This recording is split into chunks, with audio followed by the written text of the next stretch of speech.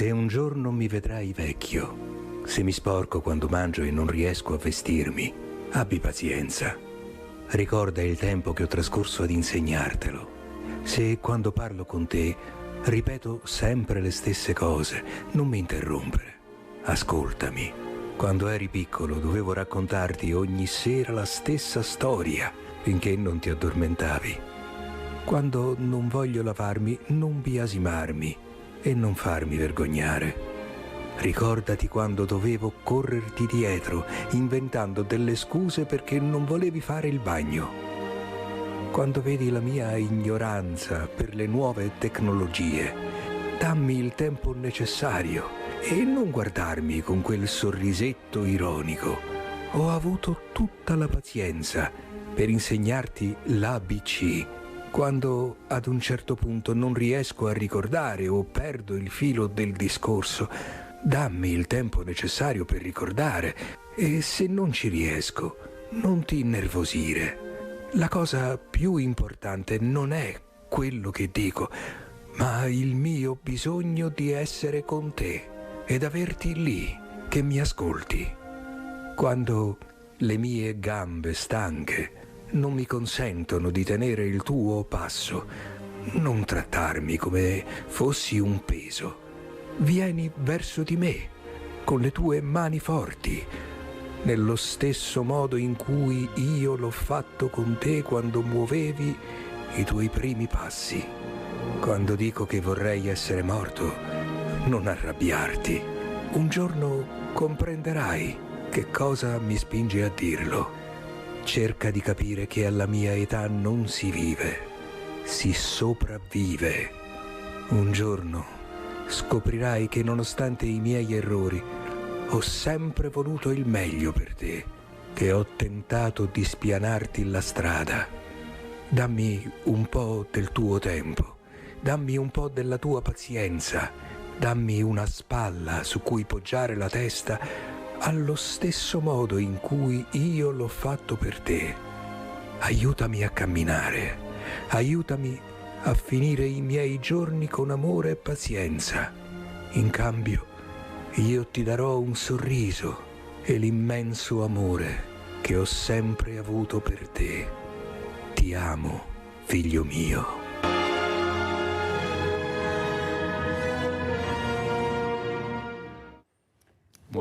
Buongiorno, giornata molto importante questa per Mirella, ma per tutta la grande famiglia di Sveglia Veneti, di Rete Veneta, perché questa mattina ricorderemo due fatti importantissimi. Il 2 ottobre, la festa dei nonni, poi si cala il sipario e non se ne parla più fino al prossimo anno. Invece voi sapete che Mirella ne parla dopo, anzi oggi che è sabato, domani giorno di festa, sperando che qualche figlio si ricordi del suo genitore, del suo papà, della sua mamma, magari nelle RSA, magari in ospedale, un momento di attenzione, una carezza, un sorriso, un sorso d'acqua anche, per ricordare tutto quello che hanno fatto questi genitori per i loro figli. Ma non mi sono fermata a questo. Oggi volevo ricordare anche la strage del Vajont, questa tragedia inumana, immane, voluta dall'uomo naturalmente, non dalla montagna, perché non ha capito che l'essere umano deve vincere prepotentemente su quello che è il business. Invece no, pochi sapevano, pochissimi, molti non sapevano e sono morti. E penso a quei sopravvissuti che non dimenticheranno mai questa ferita, a questi figli che hanno perso i loro genitori, magari chissà quanto vorrebbero aver vicino questo papà, questa mamma, questa sorella, questa moglie e non ce l'hanno più, nell'indifferenza della politica totale. Mi dispiace che non sia collegato Roberto Padrin, sindaco di Longarone, perché quando sono andata a portare questi fiori su queste tombe non c'era un fiore. Io ho detto, come mai non c'è nessun fiore? È il simbolo dei nostri cimiteri, il fiore. Non servono i fiori, basta il ricordo. Io non ero d'accordo e non sono d'accordo, non è il fiore in sé, è l'atto che abbiamo sempre fatto fin da bambini, il riconoscimento a questa salma, a questo morto, con un fiore. Qualcuno dirà, il tempo è passato, cosa vuoi, sono tanti. Ecco, queste sono le immagini dove io depongo questo mazzo di fiori. Guardate chi c'è anche Parolin, il segretario Parolin, che mi ha ringraziato per questi crisantemi che ho portato a nome di tutta la famiglia di Sveglia Veneti, sperando di smuovere quelle coscienze politiche, eccolo qua Padrin, per capire che forse bisogna fare un passo in più, perché la storia è storia e i ricordi sono ricordi. Ne parleremo questa mattina, e lo ringrazio veramente di essere qui in presenza con Mirella, con Franco De Biasio, che è un superstite della tragedia del Vajont. È un superstite che racconterà l'altra faccia della medaglia. Cosa vuol dire a distanza di anni ancora questa ferita che non si rimarginerà mai, che vive violentemente, basta un battito di ciglia per far ricordare quello che è successo e che non tornerà più, e soprattutto l'avidità, l'ingordigia dell'uomo, di quell'uomo che sapeva e che non ha fermato questi lavori che potevano essere fermati e non ci sarebbero stati tutti quei morti. Naturalmente, come si fa spesso in Italia, il cerino passa, la verità e i colpevoli, come dice la nostra Giusima in Canarina, ad esempio ho detto quasi quasi sono i morti che hanno colpa fra poco, perché il cerino passa a loro, è colpa del morto perché non doveva essere là. Cosa ne pensa De Biasio di questa storia infinita che bisogna ricordare? Perché non sono morti per niente, sono morti perché qualcuno ha deciso così. Prego De Biasio. Sì, in effetti la ricorrenza di ogni anno del Vajont è una situazione per noi superstiti molto tragica, nel senso che si ricorda 60 anni di storia passata e con tutti gli aneddoti che ci sono stati, che si sono verificati sia positivamente che negativamente, per ricordare più che altro le vittime. Queste vittime che non per colpa loro praticamente sono decedute in quella notte. E ce ne sono tanti, ma quello del rammarico mio più grande è sempre stato quello dei bambini, cioè qui circa 480 giovani sotto i 15 anni, che forse era la cosa più innocente della popolazione, che se ne sono andati per una tragedia che, se fosse successa di giorno, non avrebbe avuto lo stesso effetto, in quanto le scuole elementari sono rimaste integre. Le medie e le superiori, gli studenti andavano a Belluno oppure a Vittorio Veneto, che praticamente la gran parte di questa gioventù poteva essere salvata, e magari con loro anche gli insegnanti. Adesso mia madre era insegnante elementare che insegnava alle scuole elementari a Longarone, sarebbe, non dico ancora qui perché ormai avrebbe i suoi anni, però poteva salvarsi anche lei, tanto per dire, mia sorella stessa che aveva 11 anni, che faceva elementare, sarebbe probabilmente ancora al mondo. Sono tante cose che poi vengono alla mente e ti dicono il perché, ma perché proprio così, ma perché proprio di notte?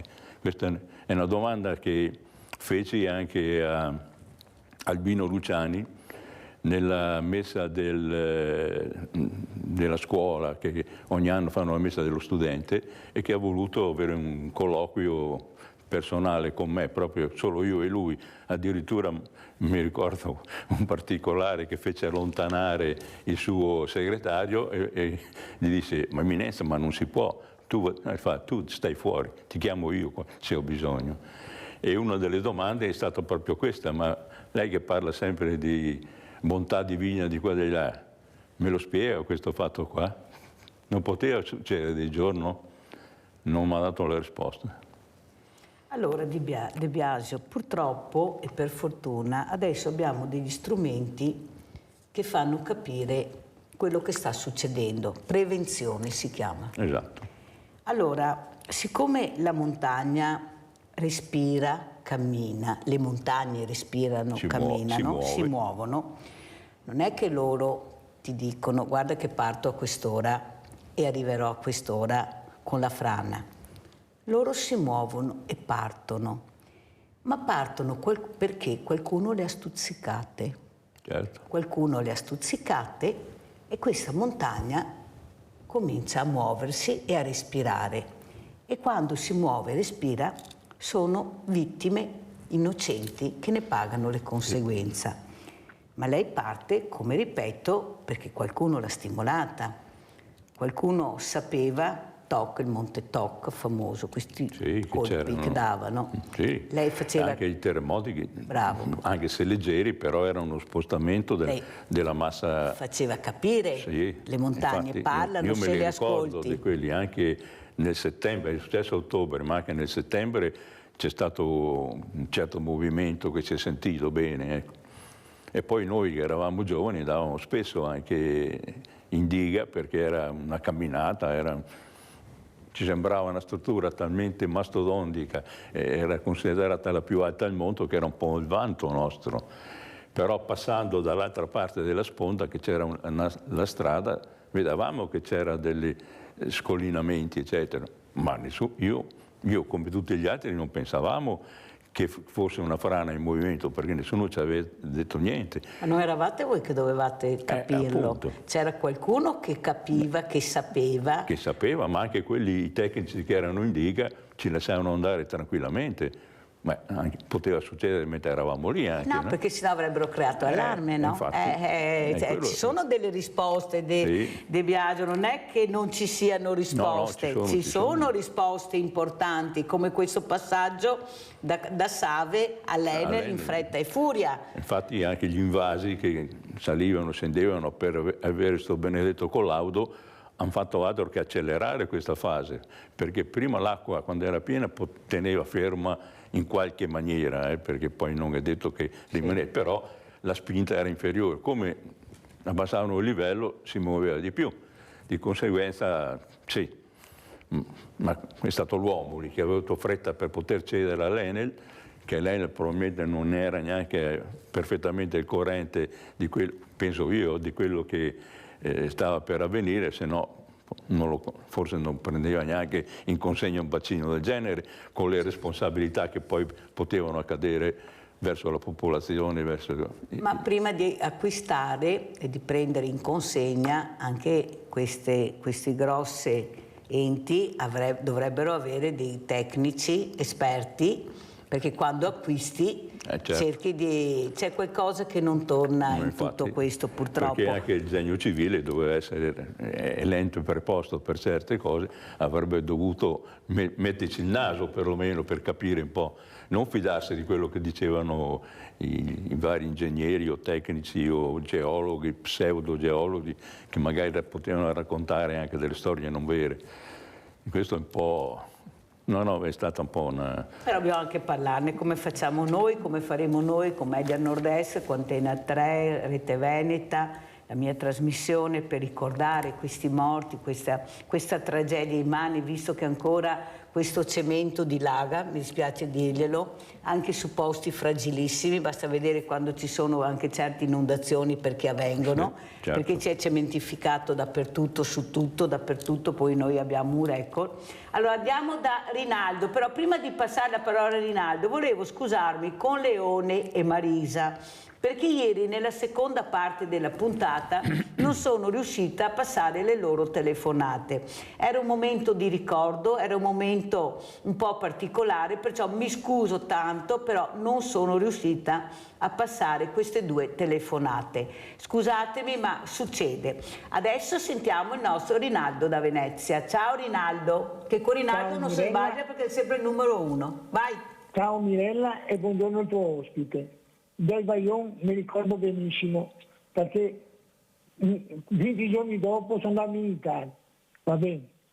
E il Vajont è una mafia che abbiamo sul Veneto orribile, perché il Vajont se poteva salvare tutti, se gli ingegneri non diceva la verità, non sapevo che io sapeva, io sapevo, ma non ha fermato i soldi per il denaro, il da compagnia e passa persone per il denaro. Perché se poi i capi dicevano, ma no, ma aspettiamo, ma cosa aspettiamo? C'è colpa di chi personaggi ha, dovevi piccarli tutti gli all'intera. Gli ha fatto una strage che ancora oggi nel Veneto gli ha tutti nel cuore al Vajont, perché è una roba impensabile. Ti vedi cosa che vuol dire? I soldi, i più importanti delle vite della povera gente, lavoratori, giovani, tu parli di un paese di tanti figli giovani, ed è un esempio che veniva ricordato per tutta la vita dei figli che era e chi che veniva. È giusto, ogni anno fa una festa ancora più grande, una commemorazione che sia per sempre, perché tutti da ricordarsi di questo scempio che è nato. Gli faccio le condoglianze a uno che è stato per la città e a tutta la popolazione che ha perso, perché gli sta una roba che mi penso nel Veneto, per una settimana non va mai a nessuno, nel senso che tutti gli aveva il pensiero del Vajont, perché è stata una roba tremenda. Mirella, ti saluto, grazie. Buona domenica a tutti voi e speriamo che roba del genere non ne succeda più. Ciao Mirella e buona domenica. Grazie Rinaldo. Speriamo. Prego, come commentiamo De Biasio questa... È un po' praticamente il ricordo di questa tragedia annunciata e che non è stata, per vari motivi che probabilmente sapevano solo loro, non avvisando una popolazione.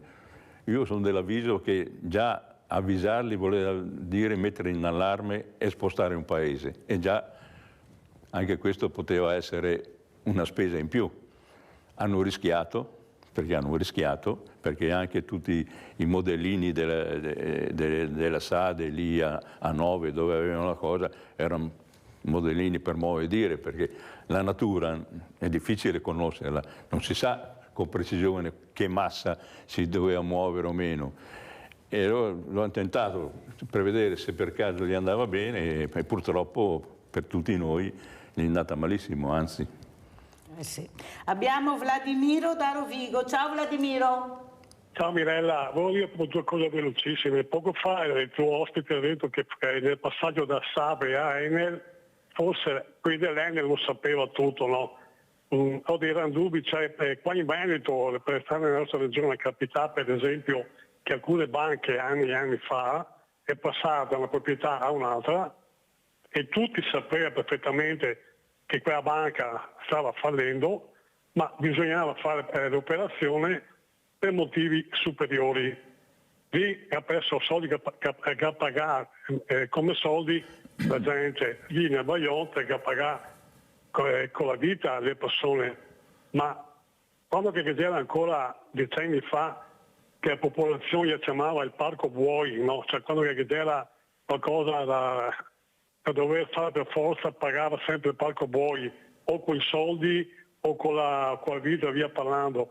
A quel tempo là tutti sapevano cosa stava capitando. Mi dico questo per dire che in quell'occasione là non è stato un discorso di mancanza di rispetto o di conoscenza dell'ambiente o azzardo nel fare certe scelte, azzardo calcolato, ma comunque sempre conoscendo l'ambiente.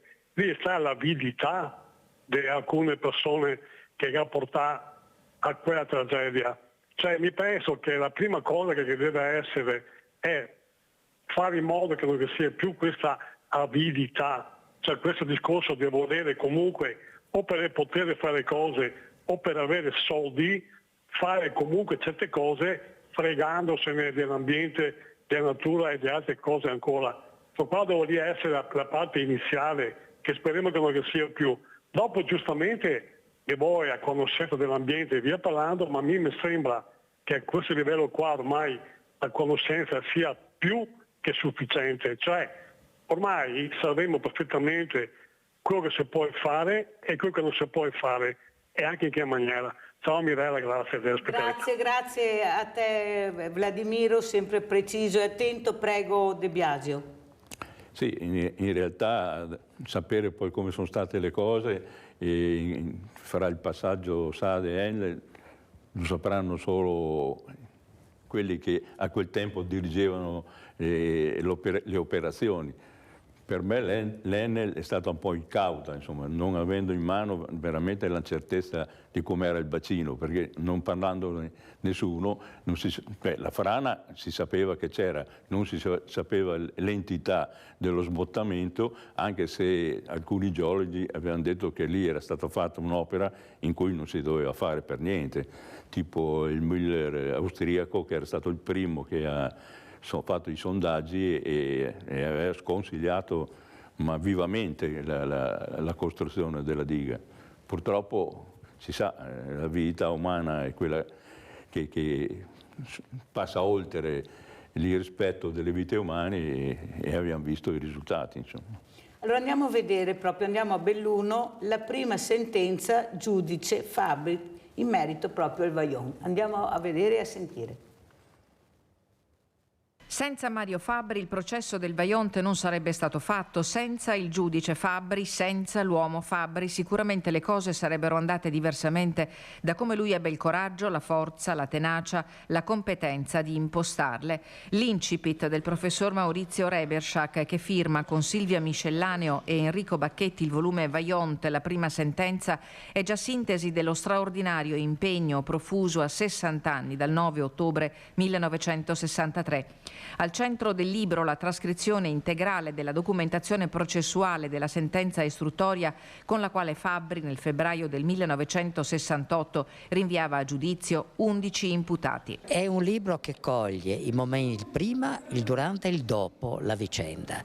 Il dopo sulla quale tutta l'istruttoria centrò intorno a un punto chiave, che fu quello delle ragioni, e dei motivi perché la frana cadde e provocando quel disastro terribile dell'inondazione che causò 1910 morti. Una sentenza iscritta dall'UNESCO nel programma Memoria del Mondo, che ha fatto giurisprudenza, che testimonia il lavoro scrupoloso e ostinato sulla storia della diga e della frana, schema paradigmatico della commissione di interessi a sfregio dei territori. È stato un lavoro lungo quello della digitalizzazione, è durato circa 3 anni perché si tratta di riprodurre circa 250 faldoni di documentazione per un totale di 160.000 oggetti digitali che entro l'anno dovrebbero essere resi visibili in rete attraverso una piattaforma della Direzione Generale Archivi del Ministero della Cultura. Il volume presentato oggi a Belluno è stato promosso dall'Isbrec, Capofila,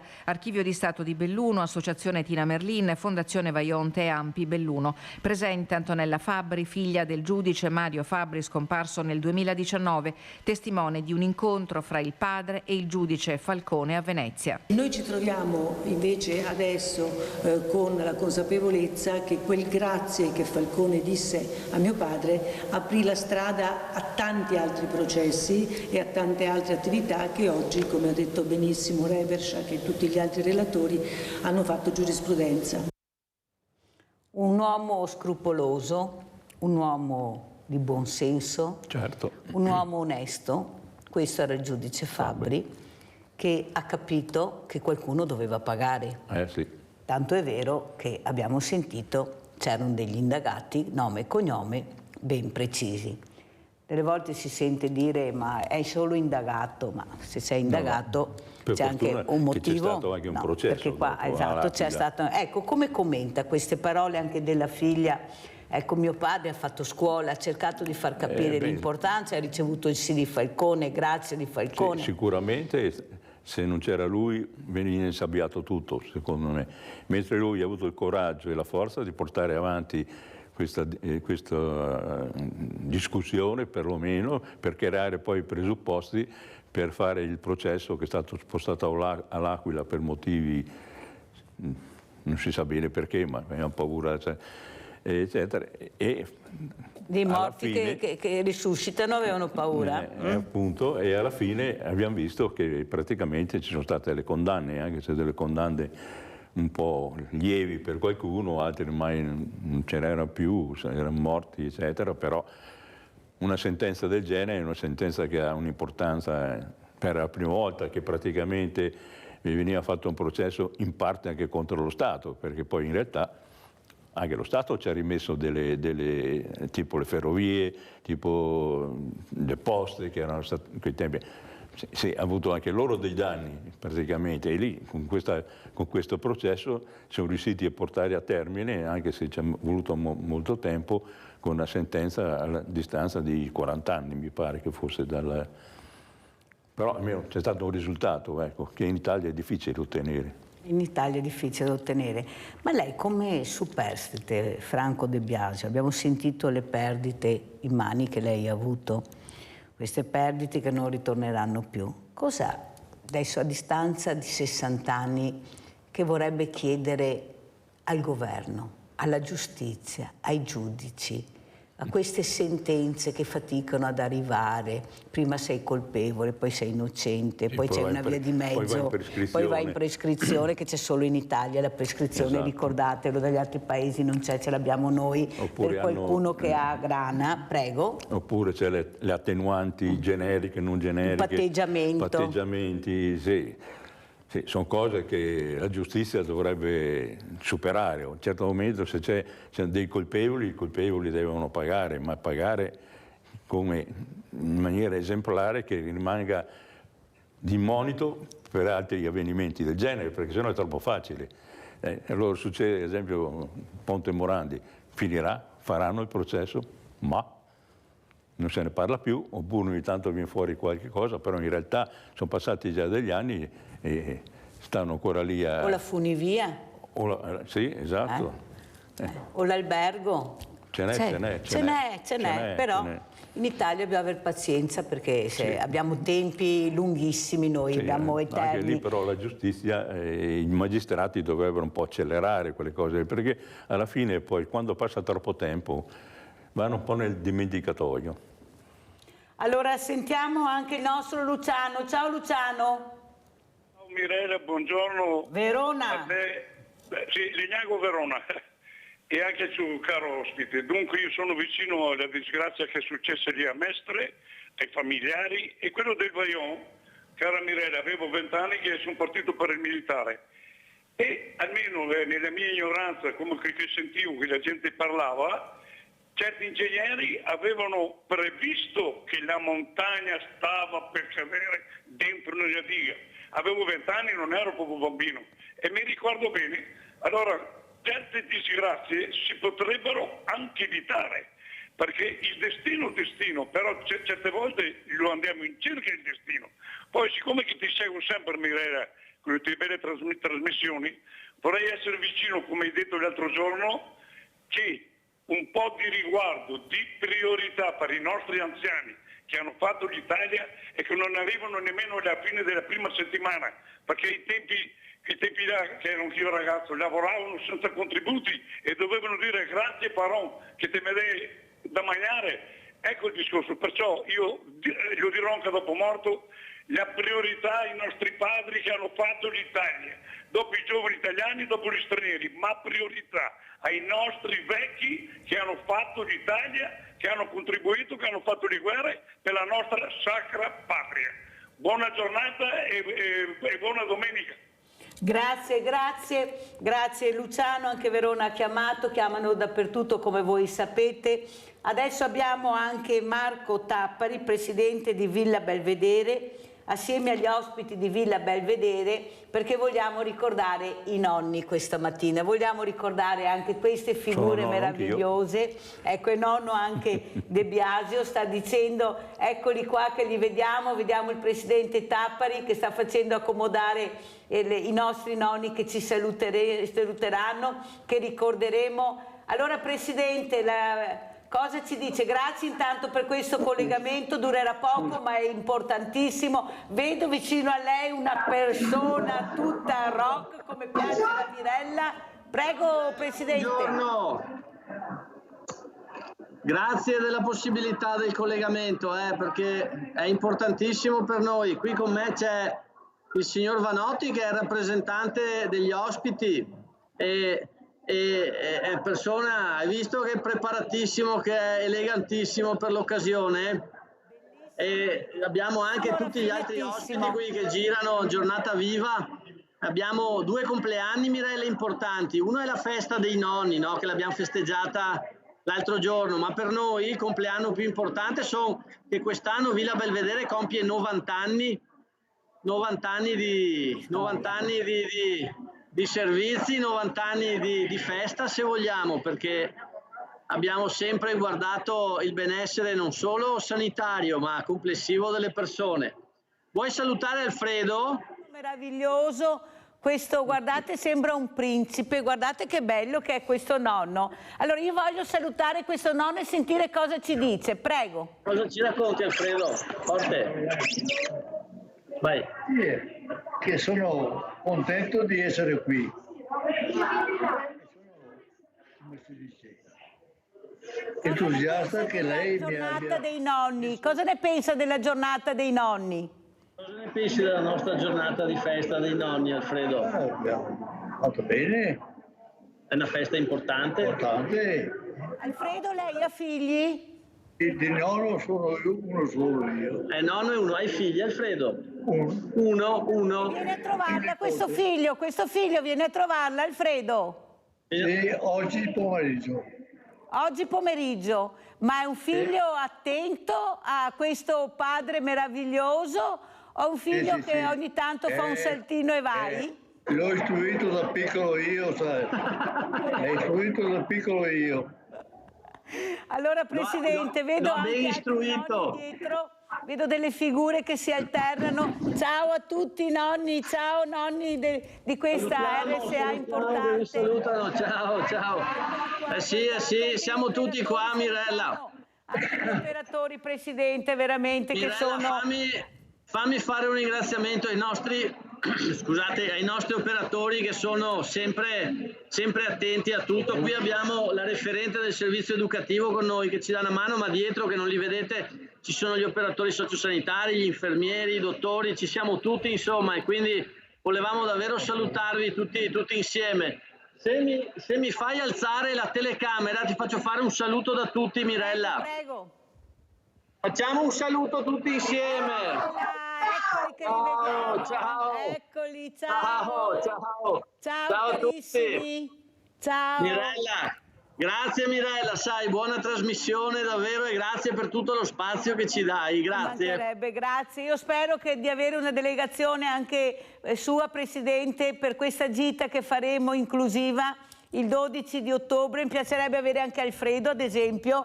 Ecco, a fare questa gita, andare a vedere i musei a Palazzo Ducale, questa gita in barca bellissima, ecco, mangiare la frittura, Alfredo, poi andiamo a visitare i musei.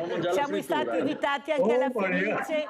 Ieri avevo il direttore generale della Fenice, il dottor Eri, che ci ha invitato anche alla Fenice, perciò un gruppo andrà anche alla Fenice, perciò Alfredo preparati che il 12 si parte, dire al Presidente che si dà da fare, che faccia questa delegazione dei nonni, delle persone che tutti in gita il 12. Così? Sì, devi vestirti così, sì. Sì, anche più sportivo come Calvol, Alfredo. L'importante è che chi mi porta a Quarto d'Altino. Allora, Presidente, Mirella, ti mandano in fallimento con quello che mangiano questi, Ti tocca avere una barca di frittura.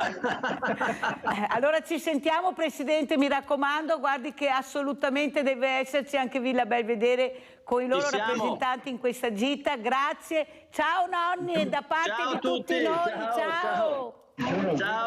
Ciao. Pubblicità.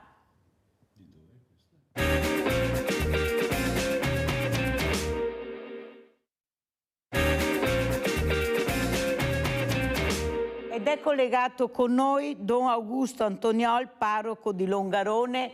È una telefonata, è una telefonica con Don Augusto Antoniol. Allora, Don, intanto la ringrazio di aver chiamato, di essersi messo in contatto con noi, anche con Franco De Biagio, che è un superstite della tragedia del Vajont, ma soprattutto sentire dalla sua voce, ecco, queste anime un po' perse, un po' disorientate, un po' confuse, nonostante siano passati 60 anni, però il ricordo è ancora dentro di loro, ma è un ricordo che chiede verità. Cosa ci dice Don Antoniol? Intanto buongiorno a lei e ai telespettatori. Sì, io sono parroco qui da 5 anni. Dopo 20 anni di Africa. Io sono nato anche dopo la tragedia, quindi mi sono avvicinato un po' in punta di piedi a queste persone che hanno sofferto e che portano dentro questa ferita di questo disastro. E la prima cosa da fare è ascoltare in silenzio, credo che sia la cosa migliore, senza pretendere con le parole di consolare le persone. E con questa certezza che Dio parla sempre in tutte le lingue, anche in quella del dolore. E il Signore arriva anche là dove nessun uomo, nessuna parola potrebbe mai arrivare. E che mi hanno aiutato a capire un po', o almeno ad avvicinarmi a questo loro dolore, sono stati proprio loro, dicendomi non ci sono parole, ma guarda quella Madonna, guarda quel Cristo che sono stati ritrovati dopo, e sta in silenzio davanti a loro. Ecco, Allora, Don Antoniol, lei è giovane, come ha spiegato, è da poco a Longarone, ma viene da paesi lontani, dove penso lei abbia conosciuto la miseria, la disperazione. Sì, altre tragedie, anche la guerra. La tragedia, la guerra. Però con questo senso proprio di pace che sapete portare solo voi, missionari, io vi ho nominato anche ieri, in questi paesi lontani, distrutti dall'uomo naturalmente, sempre per un business, perché l'ha detto anche il Don Antoniol adesso, cioè c'è la guerra, ma la guerra ha un motivo. Questi sottosuoli preziosissimi, che potremmo stare bene tutti, perché ce n'è per tutto, invece l'ingordigia, l'avidità, ecco, la superficialità dell'uomo porta a questo, ma soprattutto, Don Antoniol, non so se lei è d'accordo con me, porta a mettere gli uni contro gli altri, e sono sempre le fragilità, i poveri contro i poveri, le fragilità contro la politica. Non le sembra, Don Antoniol, che queste tragedie dovrebbero servire a ascoltare, come ha detto lei, non servono parole, c'è il silenzio e l'ascolto è l'arma più bella che ci sia. Ma perché secondo lei queste fragilità non vengono ascoltate? Io ne rappresento una parte, Don Antoniol, e quando apro il banco al mercoledì con tutti questi volontari che non finirò mai di ringraziare, soprattutto quasi tutti diversamente giovani come li chiamo io, fa capire che i numeri non tornano, Don Antoniol, perché non c'è l'ascolto per queste persone. Cosa ne pensa? Sì, sono d'accordo con lei, non si ascolta abbastanza, e poi c'è sempre questo Dio denaro che rovina tutto, che mette la sua strategia è mettere i poveri contro i poveri, e intanto chi ha questo potere, questo denaro, fa i suoi interessi. Ecco. Sì, sono d'accordo con lei. La tragedia del Vajont, come tante altre tragedie, ci insegnano questo, ma non l'abbiamo ancora imparato. Ieri ho avuto ospite Oliviero Toscani, e sai cosa ha detto Oliviero Toscani? Io sono stato in Veneto e anche in altre regioni d'Italia, ma in particolare in Veneto, questo ricco nord-est, dove ho conosciuto tanti imprenditori, ma ho capito che era solo l'arricchimento che loro cercavano. Ho conosciuto pochissimi imprenditori, ha fatto dei nomi che io non faccio, che invece hanno cercato di dare qualcosa anche al territorio, anche se ci sono da mettere dei puntini, li metto io, però pochi rispetto a tutto il mondo che ho conosciuto dell'alta società, della grande imprenditoria. E io lo noto, Don Antoniol, quando facciamo la raccolta alimentare. E lo noto dove, Don Antoniol? Quando portano quel pacco di pasta o quella scatoletta di tonno o quella borsetta alimentare, e sono sempre le persone che hanno meno. Quando arrivo, come dico sempre, arrivano questi alberi di Natale, che sono queste donne con questi gioielli, queste borse grandi, fanno fatica a portarti fuori qualcosa. E la scusa è: ho già fatto, non mi interessa. E allora questo fa capire quanto lontani siamo ancora, come ha detto lei, e quanto facile sia mettere il povero contro il povero. Cosa dice Don Antonioli? Sì, la scusa è anche voi poi dati a chi non ha bisogno, a chi non ha voglia di lavorare. Però o al nero. Sì, chi ha fame può essere anche il mio peggior nemico. Se io ho il dovere di dare, se ho ricevuto e ho più di quello che mi serve, devo condividere con gli altri. E è vero, ha ragione lei, che chi dà sono sempre i più poveri. Poi ci sono anche persone che hanno possibilità, che fanno del bene, ma sono una piccola parte. E mi accorgo anche qui nel Longarone, nelle parrocchie che curo, sono sempre i più poveri, e senza mettersi in vetrina, senza far pubblicità, vengono un po' di nascosto, dai questo, dai un buono per andare al supermercato, oppure una piccola offerta per una famiglia. Sono sempre, ha ragione lei, i più Però io ne parlo, poveri. vede Don Antonioli qual è il problema? Che bisogna parlarne di queste cose, perché se anche questa mattina o durante le mie mattinate di sveglia ventre riesco a smuovere qualche coscienza, o della moglie o della suocera o della persona stessa, è già una vittoria. È già una vittoria perché quel dono in più aiuterà. Allora uno ogni tanto o tutti assieme riusciremo a mettere questa goccia nel mare. Allora però Don Antonioli rimanga in linea, perché oltre al cortometraggio, però prima volevo farle vedere un altro servizio che ne ho parlato anche prima. Andiamo a vedere quando io ho posato questi fiori su queste tombe deserte di fiori, tombe, anche un cimitero a mio avviso molto freddo, dove c'era con me il segretario Parolin. Andiamo a vedere il servizio, posa, corona, e poi lo commentiamo. Rimanga con noi, Don. Ok. Un 2 novembre carico di simboli, carico di memoria. È quello trascorso tra Longarone e il cimitero monumentale delle vittime del Vajont a Fortonia. Nel giorno dedicato ai defunti il pensiero ai 1917 morti travolti la notte del 9 ottobre 1963 dall'ondata di acqua, fango e sassi. A loro Mirella Tuzzato, volontaria dell'associazione Veneti Schiacciati dalla Crisi e volto di Media Nord-Est, ha portato dei fiori. Luoghi della memoria. Naturalmente anche noi abbiamo portato i fiori, non potevano mancare, questo ricordo, questo piccolo pensiero a tutte queste vittime innocenti che ci sono state. Qui ci sono alcuni dei ricordi che sono usciti, anche gli orologi sono significativi, molti di quali proprio nell'ora delle 22:39 in cui è accaduto il disastro.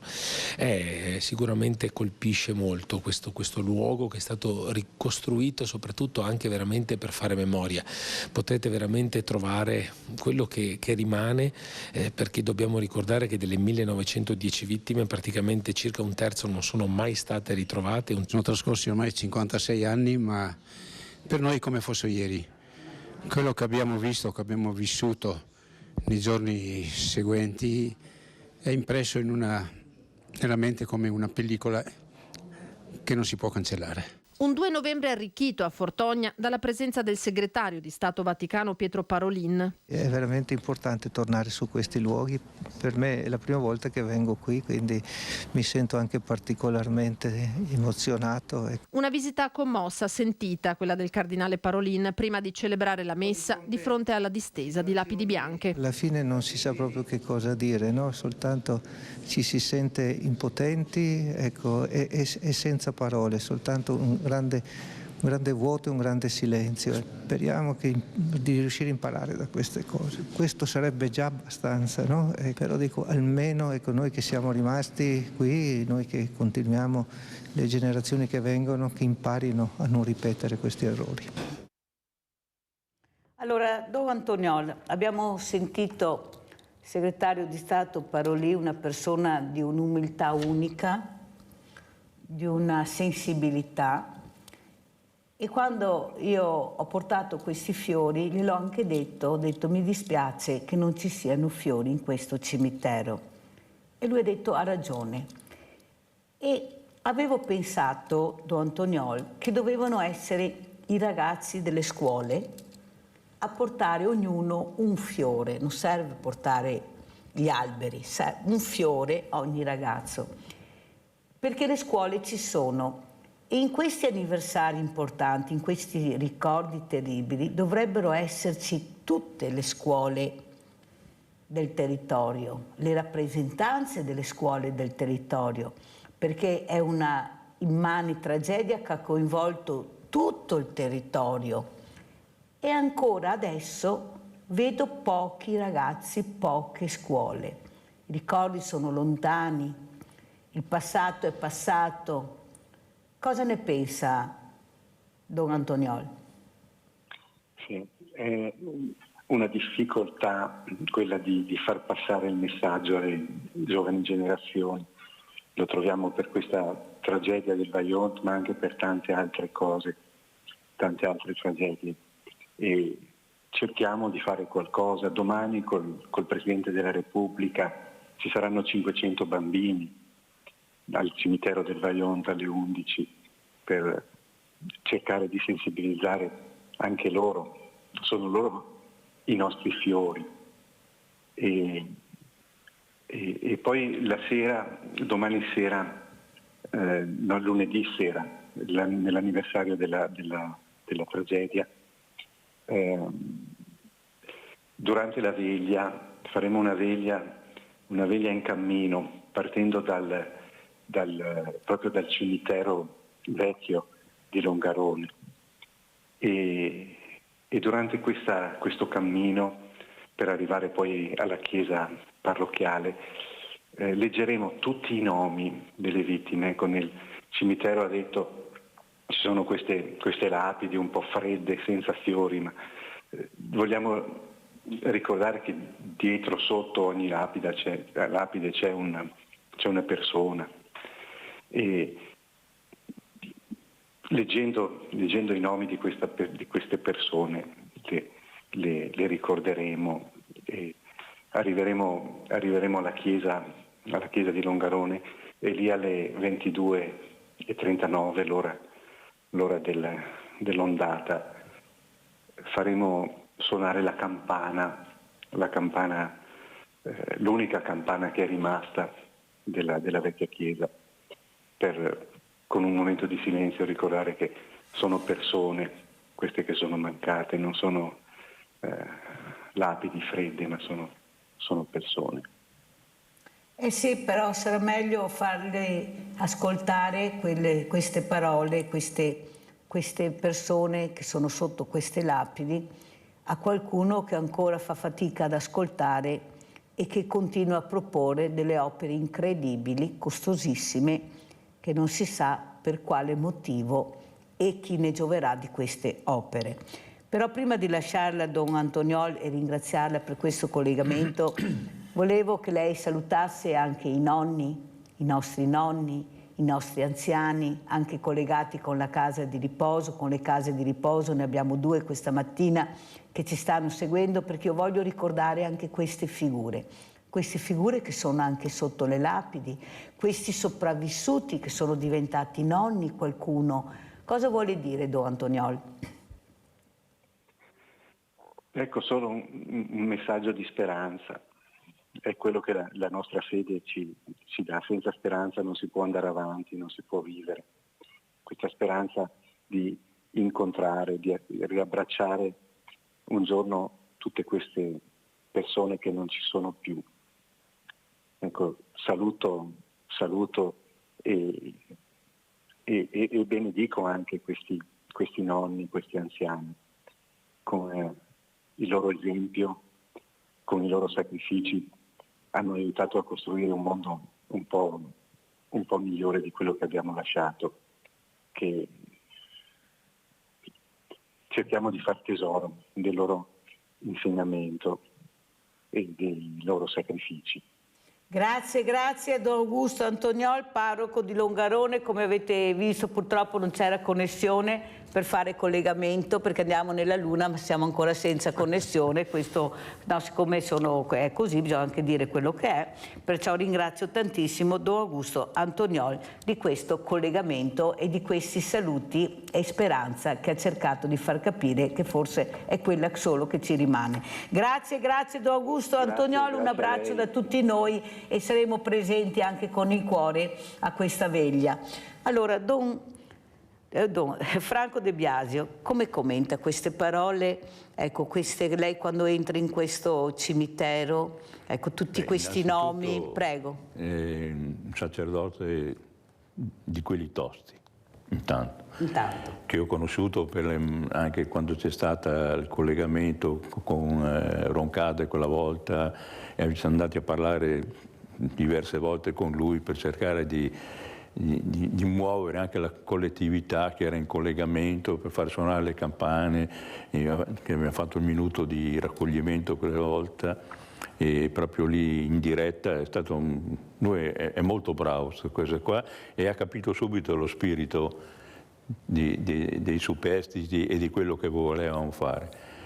Indubbiamente il cimitero è così, chi l'ha studiato, l'ha proposto così, non so il motivo, o volevano fare come i cimiteri di guerra, che ci sono solo le croci in mezzo ai prati, oppure non ho idea perché sia...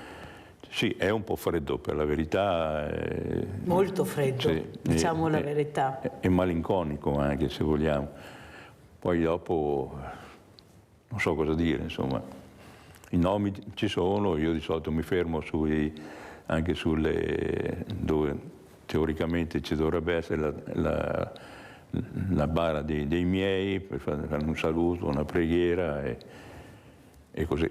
Ma il fiore lo porta lei, De Biasio? Allora, il fiore credo che non fosse stato concesso ancora da molto tempo, cioè che non era previsto di portare i fiori, perché sennò diventava, da quello che mi avevano detto a me, diventava un po' un qualcosa che stonava con tutte le cose.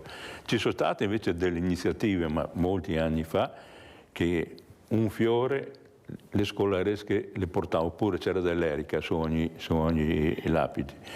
E altre volte c'era anche delle frasi scritte dai bambini delle scuole elementari e venivano appoggiate sopra o vicino alla croce.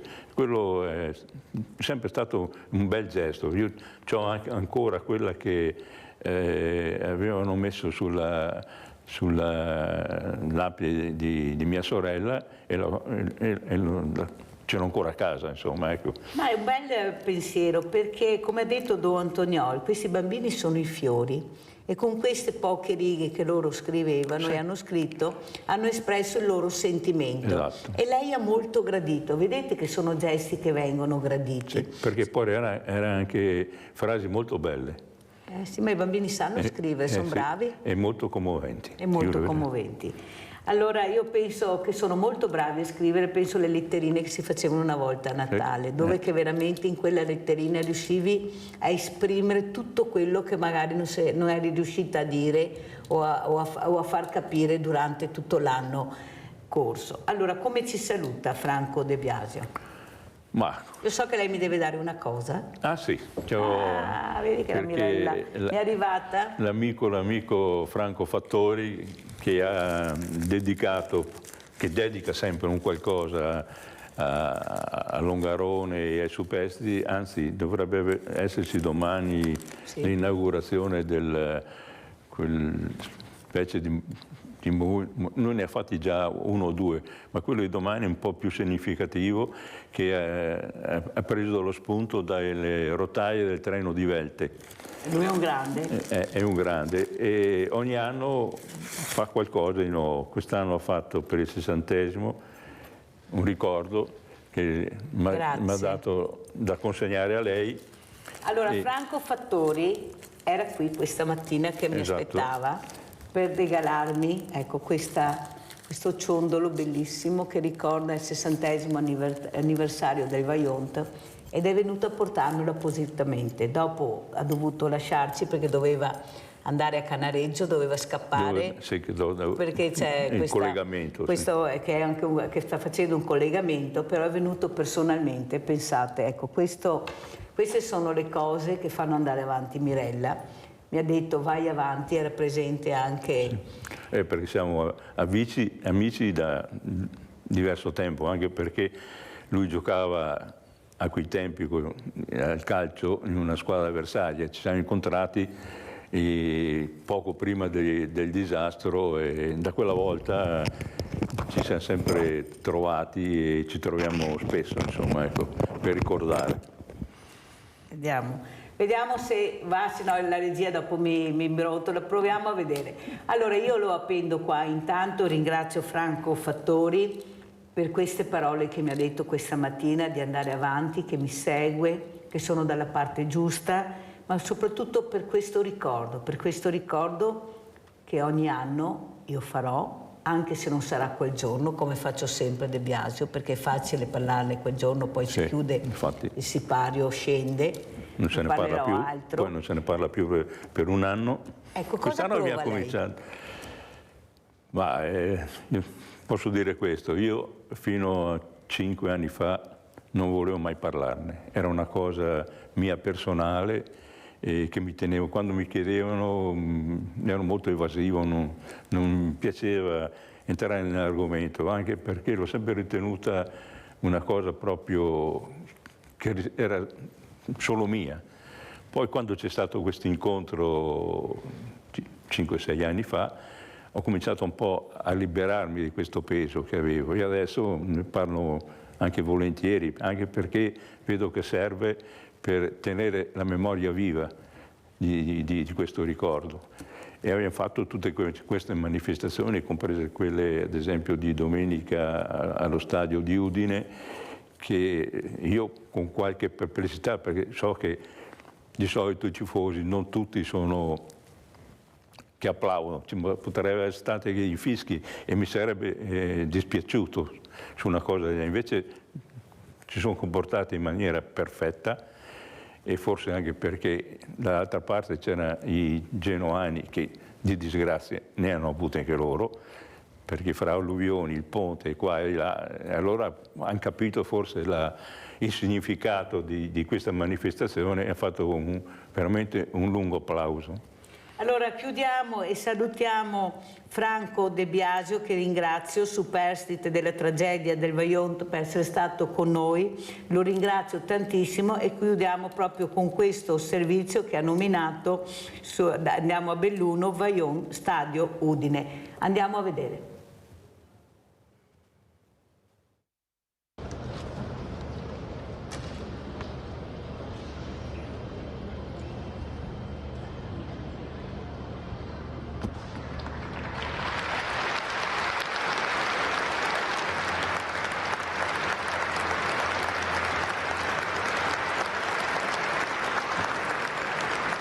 Il lungo e commovente applauso dei circa 20.000 al Friuli, mentre sul maxi schermo scorrono le immagini simbolo del disastro del Vajont. Mancano una manciata di minuti al fischio di inizio del match di Serie A Udinese e Genoa. La Lega Calcio della massima serie ha accolto la proposta di commemorare le vittime del Vajont. Una breve cerimonia. Al centrocampo ci sono tra gli altri Franco De Biasio, superstite del Longarone Calcio, e gli ex giocatori del Roncade San Biagio, l'ultima squadra che l'affrontò prima del 9 ottobre 1963. Ero un giocatore del Longarone. La notte del 9 ottobre 1963, 7 miei compagni di squadra persero la vita. Un Un silenzio irreale scandisce le parole della lettera di De Biasio. Se n'è andato un pezzo del nostro cuore, vogliamo ricordare i nostri compagni che non ci sono più, con la consapevolezza che disastri del genere non dovranno più accadere. L'abbraccio con Raimondo Giuriato e Franco Fattori restituisce allo Stadio Friuli un'emozione che resterà nella storia delle commemorazioni del Vajont. Con il sindaco di Longarone Roberto Padrin, il presidente della Fondazione Vajont Zandomenico e della FIGC di Belluno Zanin, il consigliere comunale di Artocasso Antonio De Filippo e Nicolas Manarin, assessore del comune di Vajont. Lo sport può fare memoria e questa è un'occasione straordinaria. Oggi ricordiamo 1910 vittime innocenti che persero la vita in quella notte del 9 ottobre 1963. E io vi ringrazio di cuore di questa partecipazione e di questa grande opportunità. Lo sport fa memoria e oggi lo fa in maniera straordinaria.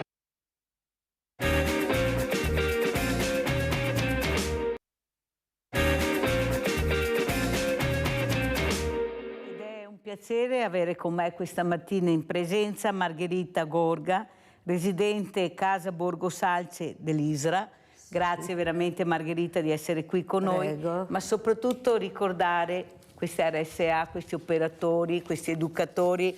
Guardiamo anche questa locandina, 50 sfumature di cura, comunità di destino. Guardate che bella questa locandina che adesso inquadreremo, per far capire quante sono le sfumature, per far cercare di emozionare queste figure meravigliose, queste persone che sono i nostri cari, che sono in queste strutture curati amorevolmente da questi operatori. Poi sentiremo anche Margherita cosa ne pensa, perché qualcuno dice ma non è proprio così, sono sempre tristi. Saluto anche veramente grazie a un altro ospite veramente gradito, Luca Giuliato, componente gruppo Memoria Calcio Longarone del 62-63. Grazie veramente Giuliato, anche lei collegato da San Biagio di Calalta con noi. Grazie Giuliato, veramente un grazie di cuore.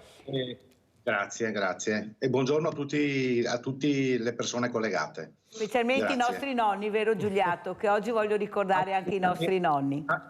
Assolutamente, al quale noi vogliamo un mondo di bene, perché i nostri nonni sono quelli che ci trasmettono, ci hanno trasmesso il loro insegnamento, le loro tradizioni, e noi dobbiamo portare un profondo rispetto, perché non dobbiamo mai dimenticare il passato. Bravissimo. Tra l'altro il Vajont ci ricorda un po' di cose del passato da non dimenticare assolutamente. Che poi vedremo e commenteremo e ricorderemo veramente, perché oggi è una giornata anche dei ricordi. Allora Margherita, io inizierei invece con questa bellissima foto che tu ci hai portato, eccola qua. Cosa rappresenta per te questa foto, Margherita Gorga? Questa foto rappresenta un gruppo di ragazzi giovani italiani che fanno la scuola della pace, e c'è un gruppo di giovani che seguono nei compiti sti ragazzi, e un giorno sono venute a invitarmi se andavo a portargli la merenda e passare un'ora con loro. A me ha fatto molto piacere, perché io mi sento, sono vecchia ma mi sento giovane dentro, perché a me i giovani piacciono da morire. Io starei sempre in mezzo ai giovani e non in mezzo agli anziani, dico la verità. Però voglio bene anche gli anziani, se hanno bisogno sono pronta ad aiutare.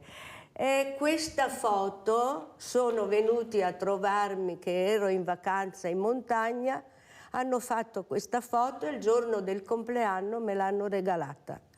Invece quest'anno mi hanno invitato ancora a una chiusura di questa scuola e mi hanno festeggiato il mio compleanno, mi hanno portato questo disegno e mi hanno regalato questo libro. Guardate che disegno bellissimo hanno fatto a Margherita. Guardate la creatività di questi bambini, molto. Guardate. E tutti mi chiamano nonna e a me si riempie il cuore. Bellissimo, tanti auguri. Guardate come fanno, ma veramente la creatività che hanno questi bambini, questi ragazzi, soprattutto questo libro che tu ci fai vedere, Andrea Riccardi, Il grido della pace. Ecco, questo è il libro, non c'è via per la pace è la via. Molto bello, molto bello. Margherita, cosa puoi dire a questi? Tu hai detto sei vecchia, io no, perché tu hai detto anche dentro mi sento giovane. E allora io sempre, il direttore Pavandi, vi chiamo diversamente giovani, perché mi piace molto, tanto è vero che tu lo dici. Io all'esterno magari sembro quella con un po' più di anni, io dico così perché non mi piace la parola vecchia, no, proprio non me la sento. No. Però dentro sei giovane e hai voglia di stare con i giovani. Con i giovani sto bene con tutti, però la mia passione è stare con i bambini e i giovani.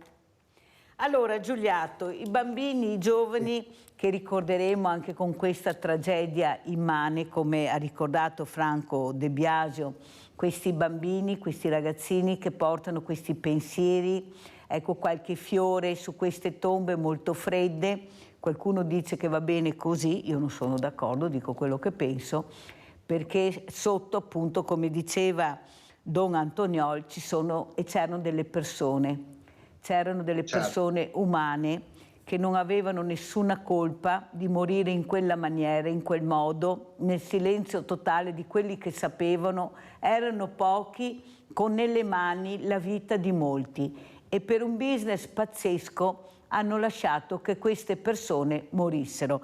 Cosa ci dice, come ci racconta questa storia incredibile Luca Giulietto? Lei è un componente del gruppo Memoria Calcio Longarone del 62-63, abbiamo visto anche le immagini di questo stadio. Prego Giulietto.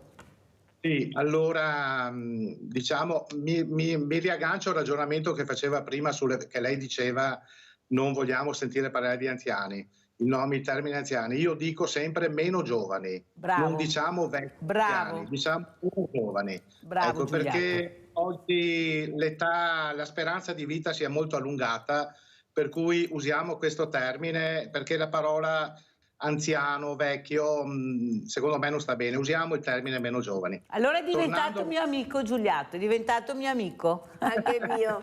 Anche di Margherita, bene. No, ci tengo proprio in modo particolare, per cui io ho mia mamma che lavora qui nel ristorante di famiglia, non le dico gli anni, gli versiamo i contributi, è già in pensione, ha fatto l'insegnante, però io non accetto mai che lei dica io sono vecchia, assolutamente. Bravo. Andrebbe abolito questo termine. Grazie.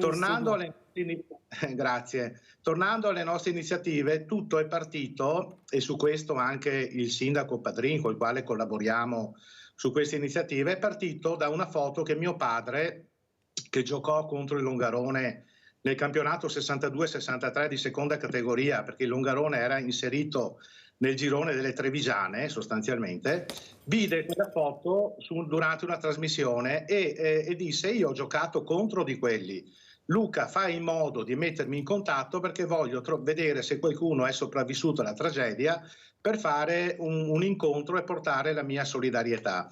Da lì è partito un appello sulle pagine del Gazzettino e sono arrivati praticamente tutti. È arrivato Franco Fattori che giocava con Roncade, anche lui nel girone del Longarone. È arrivato Franco De Biasio, l'ospite che lei aveva prima, è arrivato addirittura l'arbitro di quella partita, di una delle ultime partite.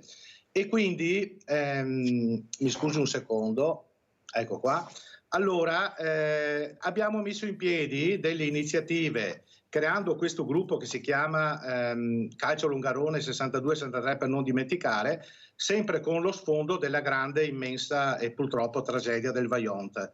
Abbiamo fatto un minuto di raccoglimento presso lo stadio del Longarone nel 2018, che ha avuto una cassa di risonanza molto ampia, proprio perché si sono ritrovati dopo 55 anni, è stato molto emozionante. Poi nel 2021 è stata fatta un'altra grande iniziativa a Roncade, proprio in collegamento delle squadre di calcio con l'amministrazione di Roncade, San Biagio di Calalta e Fondazione Vajont. E poi nel 2023, come lei ne ha parlato prima, abbiamo lavorato per 2 anni, abbiamo chiesto l'autorizzazione alla Lega Calcio di effettuare un minuto di raccoglimento in memoria delle vittime del Vajont. Mi sta sentendo? Sì, si sente benissimo Giulietto. Sì, no, mi scusi. E quindi l'obiettivo qual era? Proprio parlando con Padrin, era quello di portare la memoria, la commemorazione, il ricordo della tragedia del Vajont anche al di fuori di Longarone. Quindi l'iniziativa di Roncade proprio ha avuto questo obiettivo, e io ringrazio Antena 3 che quella volta fece la diretta, e soprattutto portarla al mondo, trasferirla ai giovani. E quindi l'idea di andare nel campionato di calcio è perché, siccome è molto seguito dai giovani, noi abbiamo fatto questo percorso per lanciare questo messaggio di memoria, di ricordo, tramite appunto il veicolo dello sport, del massimo campionato che è la Serie A, ai giovani, proprio perché non si deve assolutamente dimenticare. L'obiettivo del nostro gruppo è quello di tenere in vita quella squadra che purtroppo è stata decimata, perché 7 undicesimi quella notte maledetta ci hanno lasciato, sono stati, mi passi il termine, sono stati uccisi, perché si può tranquillamente usare questo termine, dall'ingordigia e da persone senza scrupolo che hanno causato quel disastro.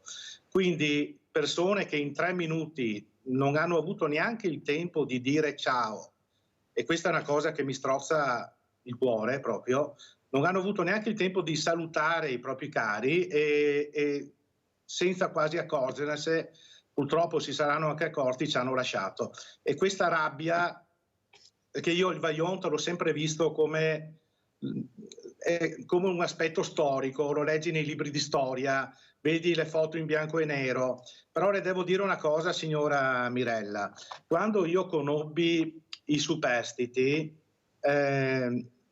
ho avuto la sensazione che per noi sono passati 60 anni, per loro sono passati 60 minuti, cioè per loro queste ferite, l'elaborazione del lutto, aver perso in 2 minuti tutto quello che avevano, i propri cari, le proprie attività, la storia di Longarone, perché Longarone ha una storia millenaria se noi la studiamo, e quindi tutto questo è stato cancellato in 3 minuti. Il nostro obiettivo, nel mio piccolo, è, per carità, perché ci sono tantissime persone che ricordano il Vajont e dobbiamo darne merito, è quello di cercare di riportare in vita le memorie di questa gente che ci ha lasciato.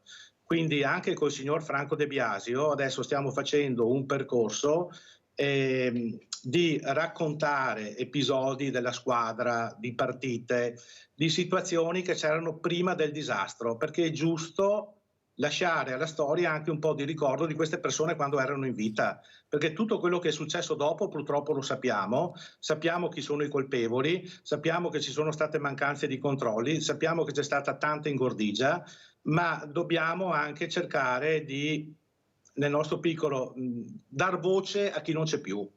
Queste persone che non hanno avuto neanche la possibilità di invecchiare, adesso uso questo termine invecchiare, o diventare meno giovani, per assolutamente essersi trovati nel momento sbagliato, nel posto sbagliato, meritano tutto il nostro rispetto e tutto il nostro ricordo. Grazie veramente Giuliato di queste parole molto importanti, di questi ricordi che devono continuare proprio per rispetto di queste vittime. Margherita, dopo ritorniamo ancora da Giuliato. Quanti anni avevi quando è successo questo? Nel senso, eri giovane, eri piccolina, hai sentito di questa tragedia del Vajont? Come l'hai vissuta, Margherita? Male, perché ero appena arrivato a Treviso, perché io arrivo dalla Lombardia, che lavoravamo all'Osra, io e mio marito, e mio marito aveva un collega che lavorava con lui, e allora ci ha portato sul posto. Io ero disposta anche a portare a casa qualche bambino, ma non mi è stato possibile, perché ho detto che è meglio tenerli nel loro territorio. Questo è successo nel Vajont e anche quando c'è stato il terremoto in Friuli. Io e mio marito abbiamo donato la nostra roulotte per accogliere sempre i bambini, perché io ci tengo. Sono i fragili, diciamo, sono le fragilità. Ecco. Ascolta Margherita, a distanza di tanti anni, con l'esperienza che hai fatto nel tuo percorso di storia, Cosa ne pensi di queste tragedie, di questo uomo che diventa sempre più avido, sempre più arrogante, prepotente, che invece di aiutare le persone, supportare che hanno bisogno, cerca di fare dei business pazzeschi? Cosa ne pensi? Io penso che è tutta questione del troppo benessere per me. C'è stata un'evoluzione troppo veloce, la colpa è un po' nostra di genitori, io mi metto in prima fila perché quello che non ho avuto io hanno i miei, però io non posso dire niente né dei miei figli né dei miei nipoti perché ho cercato sempre di dargli delle direttive, dei valori, che io non sono venuta da una famiglia ricca ma povera, ho dovuto tirarmi sulle maniche a 12 anni, lasciare la scuola e andare a Milano per lavorare, cercarmi un lavoro. E dunque questo io lo capisco tantissimo, vengono a mancare queste cose che il giorno d'oggi non riescono i genitori a dare ai giovani, perché non è colpa loro, perché è colpa del lavoro, è colpa del tutto il sistema che non è più come una volta, ci si trovava più in famiglia, adesso ognuno fa i cavoli suoi e si dividono ste famiglie. Non c'è più la famiglia di una volta. Non c'è più una... Io mi ricordo, per esempio, la vigilia di Natale, mia mamma faceva le zeppole, le chiamavamo, delle cosine fritte, gli strufoli, preparava tutto prima, poi si andava a messa a mezzanotte, si tornava, non c'erano regali, perché no, però c'era del cibo buono, i dolcetti fatti dalla mia mamma, c'era la nonna, c'erano gli zii, ci si trovava tutti insieme. Io adesso non ho più questo, ecco, a me piacerebbe, però la gioventù del giorno d'oggi. Ma i tuoi figli, ecco, questi valori, questi ricordi, queste tradizioni... Io glieli ho trasmessi tutti. E la risposta qual è adesso? Hanno da fare, hanno troppo da fare. Allora, mia figlia non ha un marito perché, poverina, tutti e tre, una l'ha lasciata, l'altro gli è morto a 40 anni e un altro purtroppo, devo dire la verità, si drogava e allora ho detto fallo correre, adesso è sola. Mio figlio ha un'attività, ha la sua famiglia, io non pretendo niente perché lavorano tutti e quattro, dei bravissimi figli perché non... 4 ne hai allora? No, 4 nipoti. Ah, 4 nipoti, 2 figli e 4 nipoti. E 4 nipoti. Non posso dire niente perché sono andati a scuola. Ma ti vengono a trovare i nipoti? Non hanno tempo, una sola perché mi viene a fare i capelli al lunedì, che è a casa da lavorare, a un negozio di parrucchiere, però mando messaggi agli altri nipoti, sono carini, poi ce n'è uno che lavora poco lontano da me, ogni tanto passo e lo vado a salutare, io vado a salutarli, ma io perdono tutto perché dico il mondo è cambiato. E devo cambiare anch'io, non gliene faccio una colpa. Se vogliono venire sono bene accettati, se non vengono, pazienza. Li vado a trovare io. Ogni messaggio. Vado ogni mattina a San Francesco a dirgli una preghiera per tutti. Allora, io sono convinta, Margherita, poi voglio sentire anche Giulietto, che non è colpa loro, dei nipoti parlo. No. È colpa del sistema che ha allontanato i diversamente giovani dai giovani, li abbiamo proprio divisi, che sono cresciuti con dei genitori troppo indaffarati a sbarcare il lunario, perché adesso se non lavorano in due non riescono a sopravvivere. Io ho un banco solidale, perciò ne so qualcosa, non arrivano neppure alla prima settimana, poi vorrei sentire anche il ristoratore cosa ne pensa, ma soprattutto questi valori che non ci sono più perché all'interno non c'è più la famiglia di una volta tradizionale. Non c'è più il nonno che ti spiega o la nonna, che io ricordo sempre perché se sono cresciuta così bene a merito suo, della nonna. Sì, anch'io. Che mi insegnava il rispetto, il valore di quello che avevo, di quello che mi poteva dare, di questo ascolto che c'era sempre quando arrivavi a casa, avevi la luna sbagliata e lei ti sapeva consolare, ti faceva capire magari con dei bei pranzetti o delle belle cenette, ti ascoltava. Adesso questi ragazzi hanno tutto, ma hanno le case fredde. C'è il vuoto. E cosa hanno fatto? Hanno pensato bene di dar loro questi strumenti infernali che sono i smartphone, che sono questi aggeggi che li allontanano sempre di più, ormai anche se sono a 5 metri si parlano col telefonino. Giuliato, cosa ne pensa? Sentiamo anche lei, poi ritorniamo anche al Vajont. Guardi, le porto degli esempi. Io ho un ristorante e a volte ci capita di andare nei tavoli e di assistere a situazioni in cui sono seduti in 4, mamma, papà, bambino, bambina, e nessuno parla e ognuno scrive per i fatti suoi sullo smartphone. Quindi diciamo questo elemento è un elemento sicuramente che è stato molto invasivo, cioè quando è arrivata internet a metà degli anni 90 uno diceva ma che bello, siamo tutti in comunicazione. Per carità, io non sto dicendo male di internet, anzi che ha portato tantissime cose positive, però è l'utilizzo poi che noi ne facciamo della tecnologia e delle situazioni che può determinare il fatto che poi non ci si parla più, oppure ci si parla in situazioni di non luogo, perché i social sono delle situazioni di non luogo, in cui io so quello che succede a New York, però non so quello che sta succedendo a Roncade. Poi ho tanti amici, ma sono veramente amici, tutti quei contatti che ho nei social. C'è l'aspetto appunto che questi giovani, l'educazione dei bambini e dei giovani è stata un po' sostituita dai genitori e dalla scuola, appunto è stata presa in mano dalle multinazionali sostanzialmente, perché una volta i bambini al massimo cosa potevano fare? Potevano guardare il carosello alle 9 di sera, poi si andava a letto e al massimo guardavi, non so, i cartoni animati, queste cose. Oggi quello strumento è in mano 16 ore al giorno e anche età che secondo me andrebbe un attimo anche valutato questo aspetto, perché a volte viene dato il cellulare quando il ragazzino ha 10 anni, sperando che vengano messi dei filtri, che si trovano a creare delle situazioni, vedi anche quello che è successo, le violenze di gruppo e queste cose, perché trovano ispirazioni, avendo la possibilità di entrare in qualsiasi sito, trovano dei cattivi insegnamenti. Quindi questo aspetto secondo me è da tenere in considerazione. Abbiamo un altro aspetto importante da affrontare che è la denatalità, cioè il fatto che nascano sempre meno figli. Una volta noi quando uscivamo, io sono del 65, quando avevo 15 anni era il 1980, andavamo a giocare... Ha detto Margherita che si è sposata lei quegli anni. 65 si è sposata Margherita.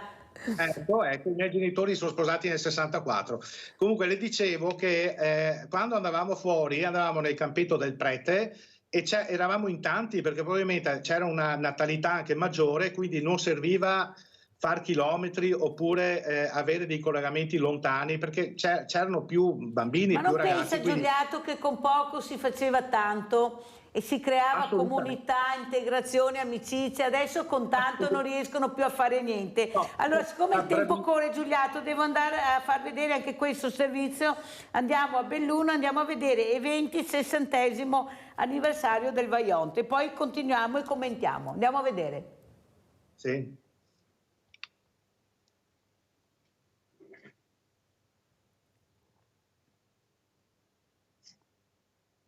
Questa è la notizia ufficiale che posso annunciare oggi. È per noi un onore avere il Presidente e soprattutto la testimonianza della vicinanza alle comunità del Vajont da parte dello Stato, che è il responsabile principale di questa tragedia. Sarà il momento istituzionale forse più toccante perché si svilupperà sia nel cimitero di Fortonia che nell'area della diga. Il Capo dello Stato torna a Longarone per rendere omaggio alle vittime dell'immane disastro che si compì la sera del 9 ottobre 1963. È il 60° anniversario, quello che universalmente sarà commemorato per onorare le quasi 2000 vittime fra Longarone e Ertocasso. E il calendario degli eventi è fittissimo, con un unico fil rouge. Cercare di lanciare un messaggio affinché i giovani possano prendere il testimone della memoria, una memoria che deve essere viva, collettiva e che deve soprattutto raccogliere in sé i significati e i valori che questa tragedia ha portato, soprattutto nel non commettere più gli errori che sono stati fatti e cercando soprattutto di lanciare quei messaggi legati alla prevenzione del territorio che penso siano indispensabili e fondamentali nel legame con il Vajont. E poi la gratitudine verso chi aiutò quei territori a ripartire con gesti concreti. Fra gli eventi istituzionali si segnala la seduta straordinaria del Consiglio regionale del Veneto il 4 ottobre alle 15 nella sala consiliare di Longarone. Il 9 ottobre alle 14:30 al Centro Culturale Parri il Dipartimento Nazionale della Protezione Civile inaugurerà a Longarone la Settimana Nazionale della Protezione Civile. Nel pomeriggio alle 16 la Santa Messa in suffragio delle vittime del Vajont celebrata a Fortonia dal Patriarca di Venezia. Alla sera alle 20:30 in contemporanea in 136 teatri italiani andrà in scena Vajonts, rielaborazione dell'orazione civile di Marco Paolini, a cui hanno aderito attori di fama nazionale e internazionale. Il culmine alle 22:39 con il rintocco della campana della chiesa di Longarone. Margherita, vorrei proprio cominciare con te per commentare questo servizio che abbiamo visto. Quanto importanti sono i ricordi? Moltissimo, perché i ricordi sono una cosa che se tu li racconti, i tuoi ricordi, vedo che i miei nipoti ascoltano e poi quando ho commentato, loro vedo che riflettono. Poi alla volta che hanno elaborato tutto, vengono a casa e mi dicono: ma nonna, ma perché non mi racconti qualcos'altro? E allora io ogni tanto faccio un po' anche la pagliaccetta, no? Perché a me piace farli divertire. Per farli divertire. Ma nonna, ma davvero hai fatto queste cose? Sì, ti dico la verità, ho fatto queste cose. Non so, magari ho fatto un scherzo a un bambino che era piccolo, veniva a chiedermi le caramelle, io non ne avevo. Un giorno ho detto: cosa posso fare io con sto bambino che non lo voglio vedere piangere? E allora ho preso un escremento di una capra, l'ho incartata e gli ho detto: questa è la caramella. Quando ho visto che la portava alla bocca ho detto: buttalo via, che era uno scherzo. E lui, poverino, ci è rimasto male, però i miei nipoti si sono divertiti che io gli ho raccontato questa cosa, ma non che io non li volevo. Tu noti, Margherita, che questi ragazzi quando ti vengono a trovare hanno piacere di ascoltare i tuoi ricordi. Sì. Attenzione, perché arrivo adesso al dunque. Allora forse non è, come dicevo prima, colpa loro se sono così lontani, non i tuoi, ma parlo in generale, non tutti, perché ce ne sono anche di bravissimi, che forse proprio questa separazione non voluta da loro, ma voluta da altri, ha fatto sì che dicono: ma i ragazzi se ne fregano dei nonni, hanno la loro. No, non è così, è colpa loro. Perché Margherita lo sta dimostrando quando racconta le vicissitudini, che è il percorso della sua vita. Della mia vita, sì. E questo vorrei che anche i miei figli raccontassero, perché anche loro hanno passato parte della loro vita con me e quello che ho fatto io. Io andavo a fare i campi scuola proprio per farli stare assieme, aggregare, socializzare, includere. Poi nel mio percorso mia figlia andava a scuola è andato un ragazzino disabile e allora è venuta a casa a raccontarmi questo episodio. E allora io ho detto: Nadia, la prima cosa da fare è salutare Giuliano, fate un compleanno, invitare sempre Giuliano, ma coinvolgere anche i suoi genitori, perché erano genitori un po' abbandonati a se stessi, perché si vergognavano una volta. Allora, facendo questi campi scuola con la parrocchia, col quartiere, abbiamo chiesto al comune di darci un pezzo di casa contadina a Monigo, questo, per costruire, fare qualcosa per i disabili, per il nostro territorio, aiutare queste famiglie, aiutare questi ragazzi. Ma è partita da un'idea tua? Da un'idea non mia, un gruppo di famiglie. Non sua, anche se è sua, non sua ma di un gruppo. Abbiamo Nadia, non la Nadia che dici tu, ma una Nadia, una nostra Nadia. Vai Nadia. Ciao Mirella, buongiorno ai tuoi ospiti. Niente, volevo dire, proprio ieri mio nipote Andrea è venuto in bicicletta con altri 4-5 amici di scuola da Casale. Praticamente sono venuti qua, ma vedessi il divertimento di correre per i campi, e hanno 13 anni e mezzo. Proprio sono diventati, li ho visti bambini veramente, e dopo l'ha portato dalle galline e hanno detto: perché hanno le ali tagliate? Non hanno le ali tagliate perché mi volano fuori e dopo magari le perdo, e allora le ho tagliato le piume perché non volassero. Però loro hanno notato, non hanno mai visto. Vedi Nadia? E dopo volevo ricordare del Vajont, qua una signora si era sposata, avevano una fioreria nel Vajont e aveva sposato uno da Longarone, però lei era nativa da qua, era incinta, doveva partorire a breve quando è successo e non li hanno più trovati.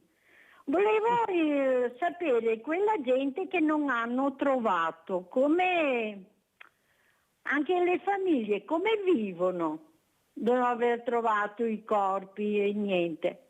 Grazie, arrivederci e buona giornata e buona domenica. Guarda, lo chiediamo se sa qualcosa Luca Giuliatto, anzi dopo dovrebbe collegarsi con noi anche Franco Fattori che dovrebbe rientrare e così lo salutiamo, e dopo lo chiederemo Nadia anche alla nostra Micaela Coletti, che è un'altra superstite della tragedia del Vajont, che è ritornata a trovarci, e vedremo cosa risponderà la nostra Nadia, sempre attenta e precisa con le sue telefonate.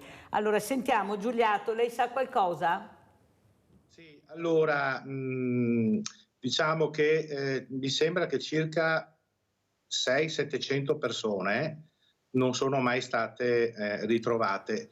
E comunque nel cimitero di Fortonia c'è un cippo con il nome e l'età di tutte le 1910 vittime, però purtroppo su alcune sotto non c'è niente, c'è solo il cippo. Non è a Longarone, ma ripeta il nome del cimitero perché non è a Longarone? Fortonia, esatto, perché qualcuno si sbaglia, invece bisogna spostarsi da Longarone a Fortonia. Esatto. E quindi c'è questo aspetto qui. Anche lì ne parlavo col suo ospite precedente, Franco De Biasio, il quale ha ritrovato tutti i suoi 17 familiari che ha perso, cioè ripeto, 17 familiari li ha persi in 3 minuti.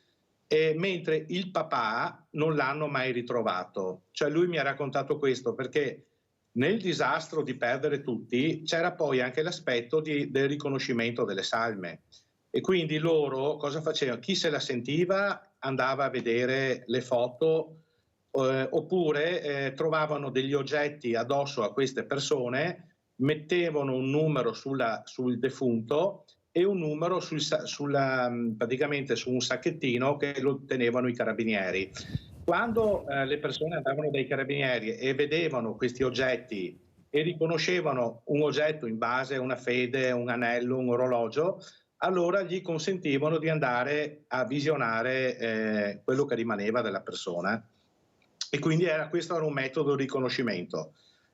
Nel caso del padre di De Biasio, lui vide solo delle foto vide solo delle foto, però mi disse: io ero abbastanza convinto che fosse mio padre, perché quando lei vede un defunto che è tutto bagnato, poi lì con lo spostamento d'aria, vabbè, non le dico come erano presi perché me l'hanno raccontato, ma non glielo racconto, è difficile anche vederlo. Lui, un po' dalla fisionomia, sembrava suo padre, però lui mi disse questo, questa frase mi rimase veramente una frase molto toccante. Disse: io non avevo la certezza assoluta che fosse lui, e pur di non portarlo via a un altro familiare che non avrebbe mai potuto piangere un suo, diciamo, parente, ho preferito dire che non era lui.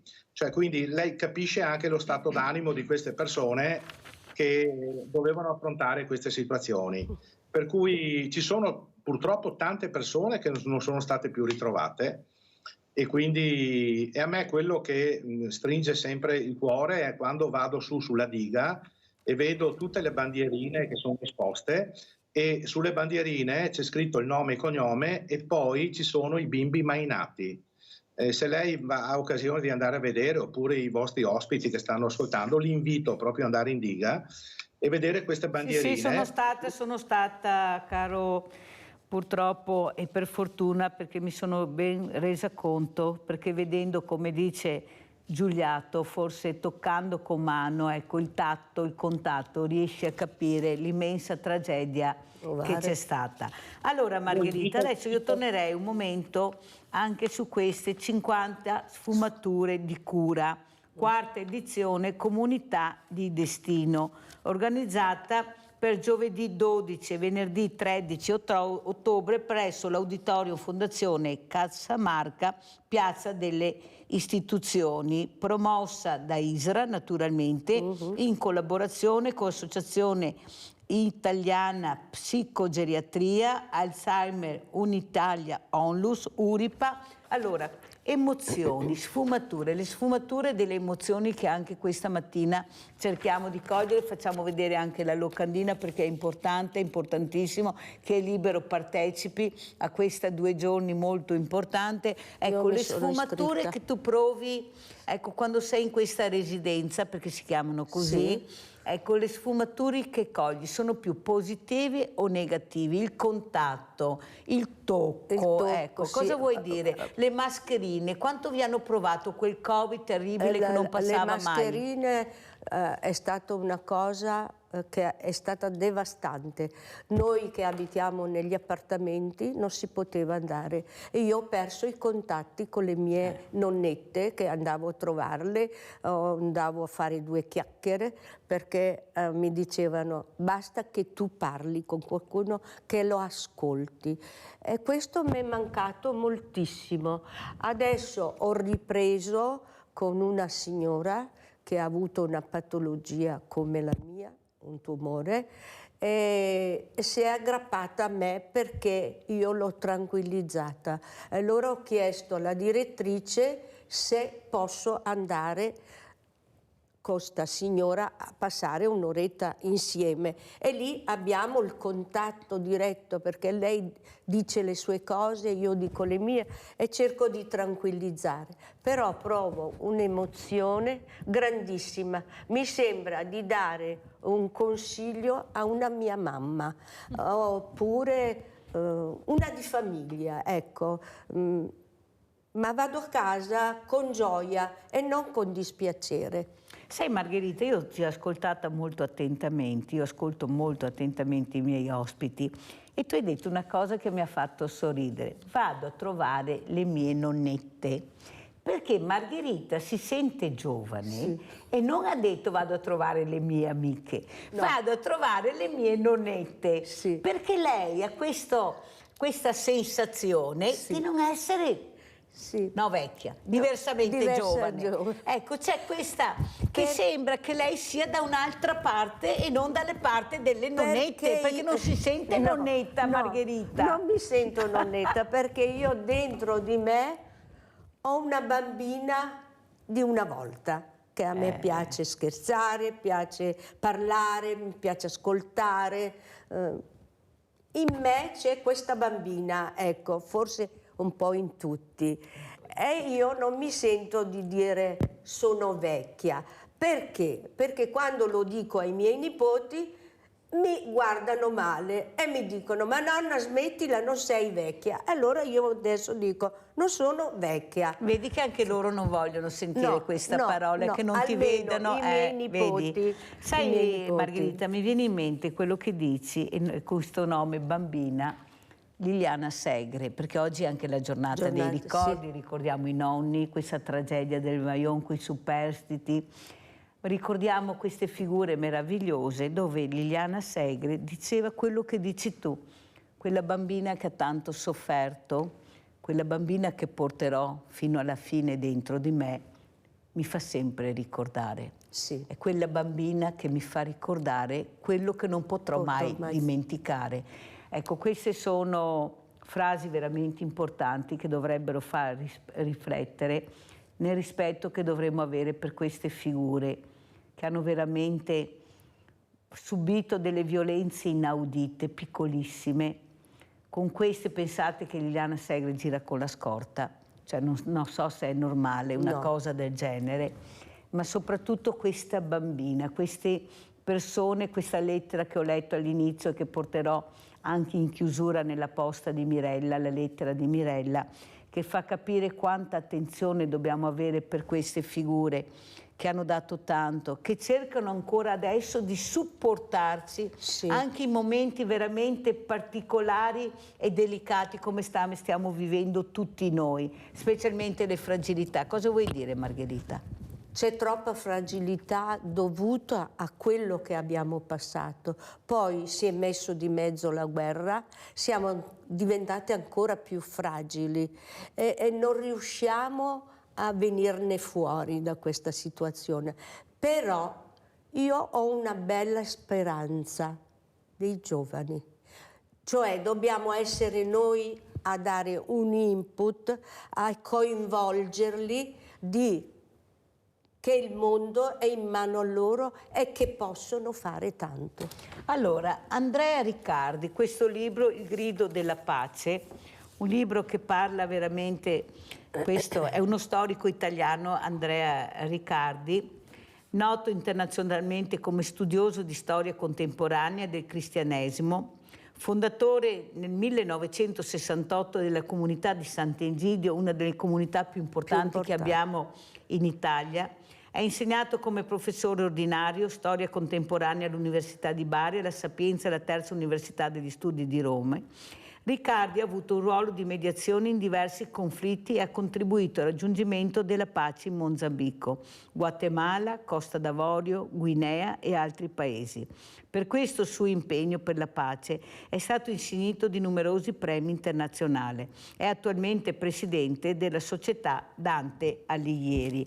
Ecco, questo libro, Il grido della pace, quello che sta facendo anche Papa Francesco, questo meraviglioso Papa che molti dicono che non va bene, un Papa comunista, dicono Margherita, mentre sta facendo solo il suo lavoro.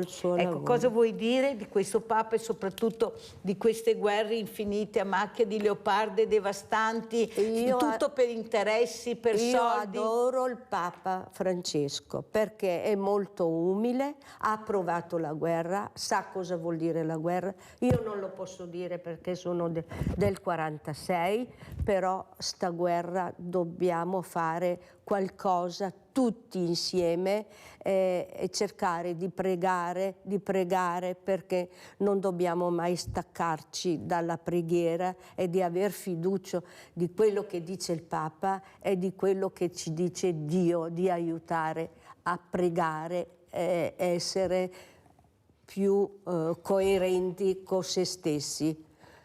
Margherita, tu hai detto una cosa, io non ero nata in quegli anni, non ho visto la guerra, però hai visto la miseria, perché in quegli anni c'era la miseria, dopo la guerra non c'era la povertà, c'era la miseria perché non c'era niente. Ecco, che ricordi hai di quegli anni, Margherita? Io ho dei ricordi che i miei genitori dovevano fare sacrifici, allora gli avevano dato un pezzo di terra da lavorare a mio padre mio nonno era un pastore, aveva delle pecore e mio papà non riusciva a portare avanti con solo la terra 6 figli e 2 loro, eravamo 8 persone. E allora guarda di fronte a te, Margherita. Ha trovato di andare a scavare gallerie di notte. E allora il nostro sacrificio per aiutare il nostro papà era di andargli a portare qualcosa di caldo al mattino. Allora la mamma ci preparava delle cose calde da portare a mio papà in 2, perché la strada era molto da fare.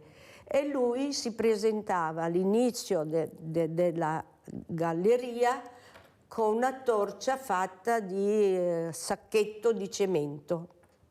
Pensate.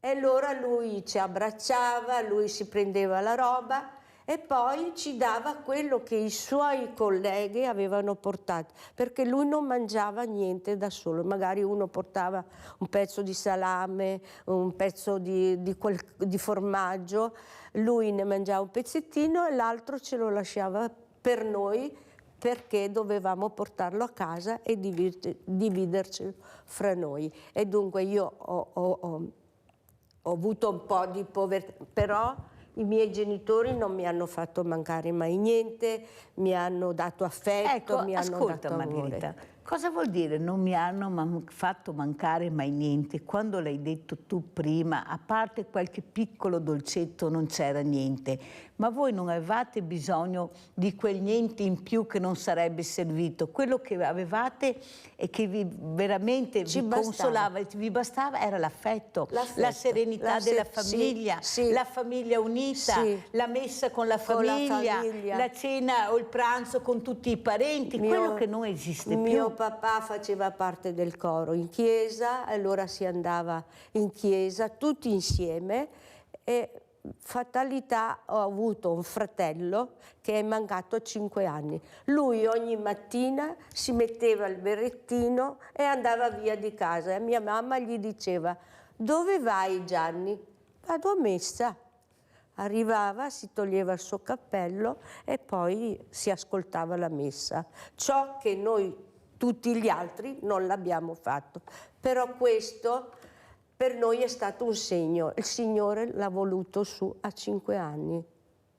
Ecco, Margherita, tu che hai vissuto queste tragedie, anche la perdita di questi fratelli, di queste sorelle, una volta questi genitori perdevano 2 o 3 figli perché non c'erano le medicine, le cure che potevano salvarli. Eppure questi genitori andavano avanti lo stesso nel silenzio e si aggrappavano a Dio. Dio l'ha voluto, Dio ha detto che mio figlio doveva andare da lui o mia figlia. Ecco, come adesso secondo te questi genitori che perdono questi figli, tragedie immani, pensate a quanti bambini anche con questa tragedia di Marghera sono morti, questi genitori che vivranno, questi papà senza la moglie, senza il bambino. Ecco, cosa vorresti dire tu a questi genitori, proprio da persona che ha vissuto la tragedia? Io dico mai disperarsi, credere in Dio e pregare e pensare a quello che hanno perso, però non li hanno persi perché sono dentro di noi. Grazie, grazie veramente a Margherita Gorga, residente della Casa Borgo Salce dell'Isra. Saluto in particolare il direttore Giorgio Pavan che mi permette di avere queste figure meravigliose in sede. Ringrazio veramente la direttrice Laura Lionetti, ecco, una persona meravigliosa che accompagna in questi percorsi queste figure meravigliose che hanno ancora tanto da dare, come dice sempre Mirella. Giuliato, cosa ci dici? Vedo che Fattori non ti ha raggiunto. Mirella, Fattori è qui con me, io faccio campo. Ah, perfetto. Allora, come ci saluti Giuliato? Diamo la parola a Fattori. Intanto allora, grazie per essere stato con noi.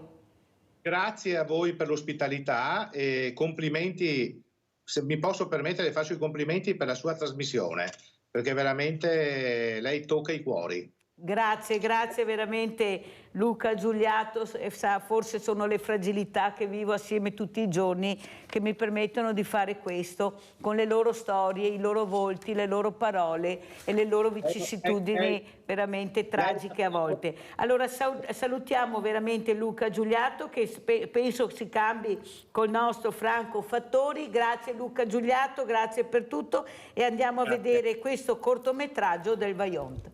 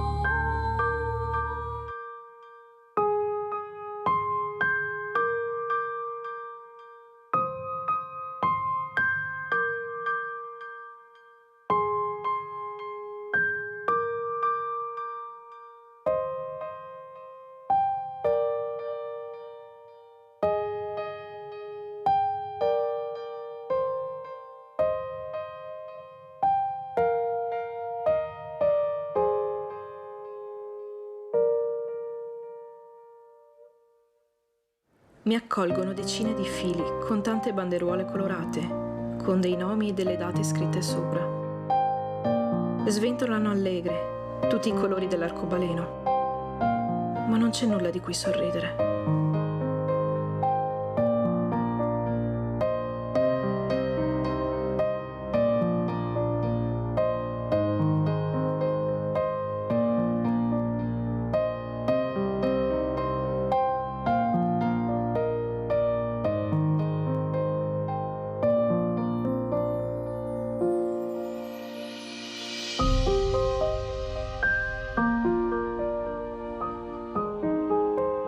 Arrivo ai piedi di una lapide di cemento alta oltre 250 metri.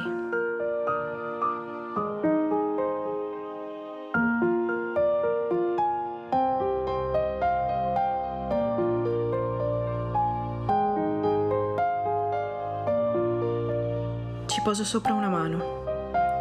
Chiudo gli occhi, prego. Mi immagino immersa nell'acqua. Milioni di metri cubi d'acqua. Il cemento sotto la mia pelle non si muove. Non si mosse nemmeno allora. In quella notte fu qualcos'altro a muoversi.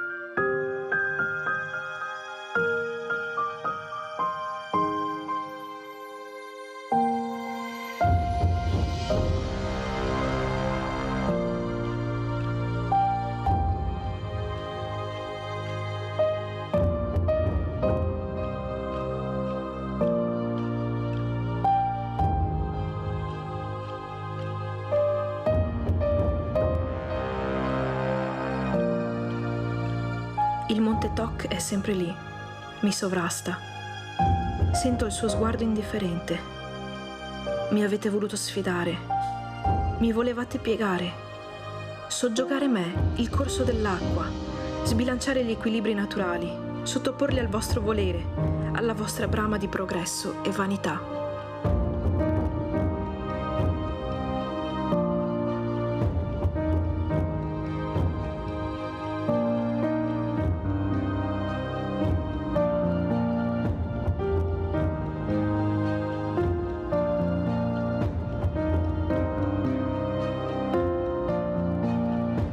Restate lì, piccoli, innumerevoli, colorati pezzi di stoffa, saldi e coriacei come la montagna e la sua gente, a ricordare ciò che non dovrà più accadere.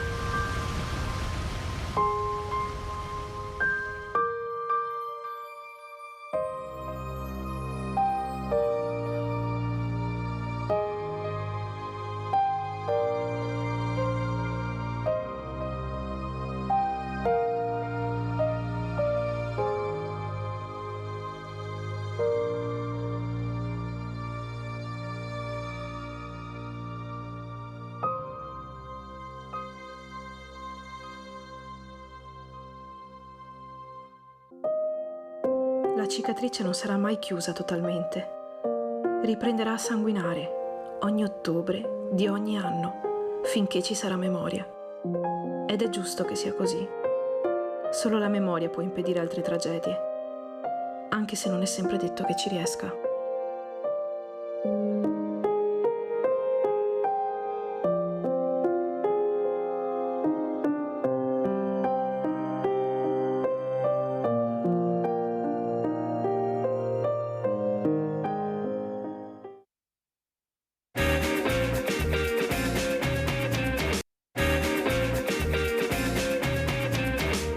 Presento subito altri due graditissimi ospiti. Abbiamo in presenza Micaela Coletti, superstite della tragedia del Vajont. Grazie Micaela di essere qui, sopravvissuta veramente una tragedia immane, quella che racconterà la nostra Micaela, come Franco De Biagio che abbiamo avuto prima, anche lui. Abbiamo collegato anche Franco Fattori, eccolo qua Franco, vedi col medaglione. Franco, guarda, sono riuscita a appenderlo. Del 60° anniversario che mi hai portato questa mattina, e ti ringrazio tantissimo per questo gesto, ma soprattutto per questo ricordo. Allora Micaela, ricordo che non passa mai, ti ringrazio di essere qui con la tua storia drammatica, anche la tua, come tante purtroppo, ma soprattutto per voler avere giustizia e rispetto e giustizia, o giustizia e rispetto. Tutte e due non sarebbero male. Raccontaci Micaela com'è la situazione, poi sentiamo anche Franco Fattori. No, avere giustizia e rispetto sarebbe proprio il connubio giusto dopo tanti anni soprattutto. Ci sono tanti problemi in questi 60 anni che non sono stati risolti. Per me ad esempio è importante il discorso del cimitero. È un cimitero che, cioè, noi siamo italiani, abbiamo la cultura dei nostri morti, abbiamo il bisogno di mettere le foto, abbiamo bisogno di mettere i fiori, far capire a tutti la nostra partecipazione. E quando tu trovi un cimitero dove non ci puoi mettere le foto e non ci puoi mettere i fiori, secondo me è contro natura. Allora io direi alla regia di mandare invece le immagini, che io ho portato questi fiori, anzi ero col segretario di Stato Parolin che mi ha accompagnato. Adesso vediamo queste immagini, perché anch'io trovo la nostra storia, la nostra tradizione del ricordare nel cimitero è anche quella di portare un fiore. Guardate queste lapidi, questi morti che ci sono, ma soprattutto, come dice Michela, Ecco, è un nostro modo di gestire anche il dolore. Certo. Ecco, questo fiore che viene, eccoli qua Michela, vedi che li ho portati. È la nostra partecipazione visiva. Non è che sono stata più brava, è che era per me un gesto che dovevo fare quel giorno, apprezzato anche dal segretario di Stato Parolin. Certo. E il fatto è che comunque io ci metto sempre sia le foto che i fiori. Più di una volta però ho visto che hanno portato via i fiori e hanno buttato via le foto. Io ho fatto addirittura 2 denunce ai carabinieri per questo, perché non è possibile che una persona si permetta di togliere le foto dei miei morti. Quello è il cimitero, non soltanto dei nostri morti della vecchia Longarone, ma soprattutto di coloro che hanno vissuto la tragedia e che sono rimasti. Hanno il diritto e il dovere di avere la cultura di questo benedetto cimitero, il ricordo, il bisogno di partecipare, di sentire che anche se sai che sotto non c'è nessuno, come per i miei, uno dice ok, mi accontento del nome, ma lasciatemelo però, devo gestirmelo io, devo fare io quello che sento. C'è la mia persona, c'è la mia famiglia su questa tomba. Appunto, allora tu, amministrazione, Stato, chi più ne ha chi ne metta, ti senti obbligato a fare una cosa, no? Hai fatto un cimitero così, che non è sicuramente quello che avrebbe dovuto essere. Avrebbe dovuto rimanere quello di prima, con le lapidi fatte da noi, con i fiori, il classico cimitero italiano.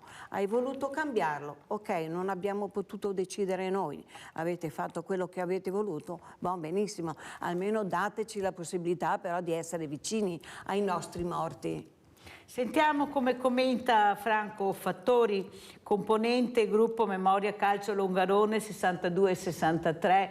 Ecco, questa donna che poi racconterà, se avrà piacere, ancora una volta questa storia immane e tremenda che ha subito. Ancora, come dicevo prima, fa fatica a bere l'acqua in un bicchiere, non riesce. No. Franco, cosa vuoi dire? Grazie ancora per questo ricordo che mi hai portato stamattina.